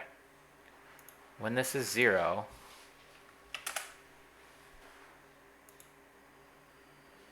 why isn't color scale working the way that I think it should? 1 second. What if this value was a value of 1? Then, there we go. Now it's kind of stylized. Okay. And, you know, it maybe not be what we want yet, right? Like I don't know why the, compile. Nope. Save all. Sometimes when you change a graph in Niagara, it doesn't actually update the system. You have to like actually change the value somewhere, and then you save, and then it'll actually, yeah, that's a weird bug with Niagara that I've noticed. So yeah, it's closer to the stylized stuff we want. It might be a little too kind of tearaway-y, but I like where it's going. I like where it's going a lot, actually. Maybe we keep we hold that value of 1 for longer. Right click, make this tangent better. Ew, that tangent. The default of this tangent was gross. We'll just bring this up a little here, something like that. So every one of these that tears away looks the same too, which in some ways I think I think we overworked the noise stuff too. Like we probably could remove this layer altogether, and we don't need to flip. Yeah, let's just see what this looks like now that we have some erosion going. I do think we're like relatively close to, hey, what? Oh, I never unplugged the, I was like, why do we still have 2 layers? I never unplugged the thing. Honestly, we probably don't even need the smooth step here either. I don't know what that's giving us in the material instance, but I think this is pretty close. I still don't like the mask. I think the mask could use some work, and so I'll maybe mess with that a little bit. But all in all, I think this was a fun experience trying to get something stylized, and yeah.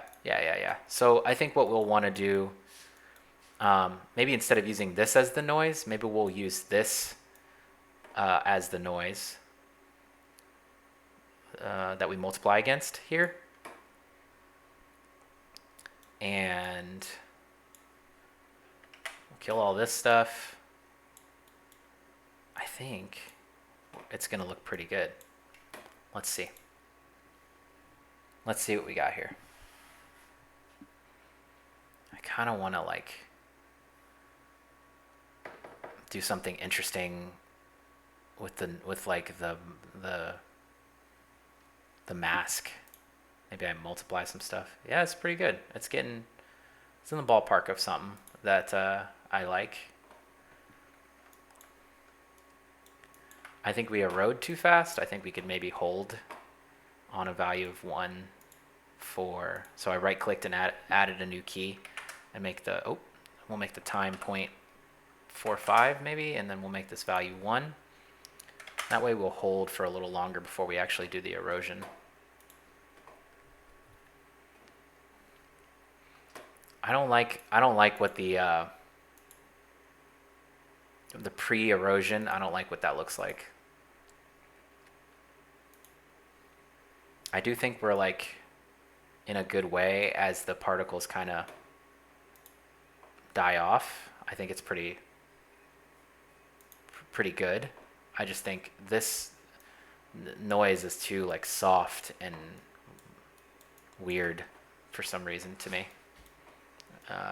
So what I'll do is maybe what we plug in will be harder. We'll use step and we'll make the edges of this noise harder. And that way it'll match a little bit closer to the way that it's eroding. So with step, when this is 0, the noise is going to be gone. 0.1.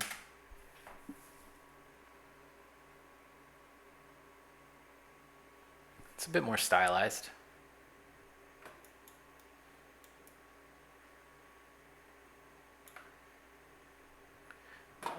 Let's give ourselves a parameter for this. This will be the final thing we do. Color underscore step.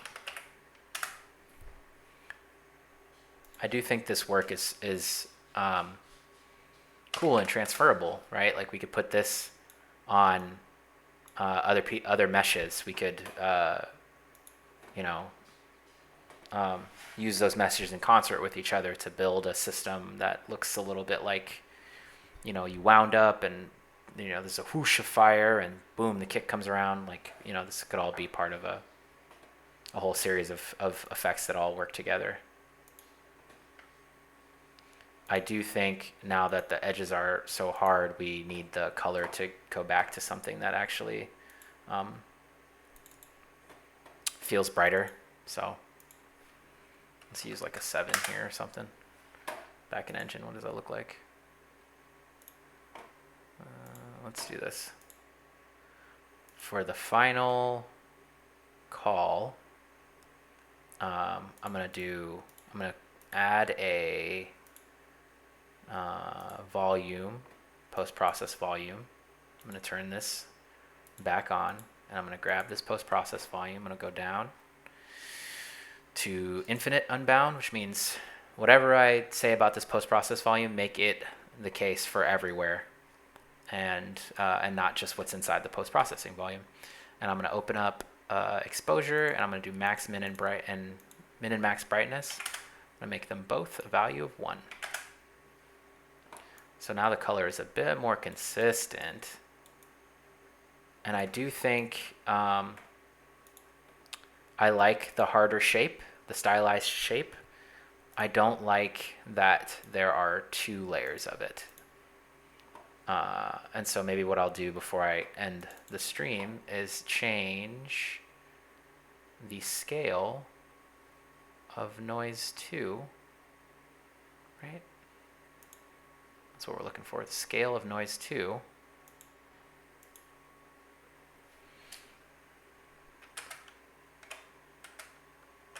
So we're seeing more of it across the shape, but I want it to change this. Maybe 3. No, yeah, it seems too repetitive. And when it erodes away, yeah, you see that, and that's why I think we needed 2 layers. But instead of going back into the past and shoulda, coulda, I'll just leave them both at 1. And we'll try to do like a final color tinting on the background stuff. I wanted the 2. The background to kind of break up the middle shape. And I still think our mask needs some work too, but it's not bad. It's not bad, especially when you're looking at it from a particle perspective. It eats away pretty good. I think we could, before we erode using the step, we could do something else that gave us a little bit more time between. I don't know if we could maybe use like smooth step instead. But I know we were just doing that and we were getting kind of a soft erosion, and I didn't like that either. So maybe take some futzing to see what works best for us there. And, you know, since it's a material instance, we could also generate a bunch of different kinds of noise to kind of fit in this space. Like different kinds of masks and different kinds of noise that could actually make the fire feel better. Like we're still using my kind of hand-painted stylized stuff, but we could, you know, we could use any of this stuff too, right? Which I think, you know, because it's more random, you know, helps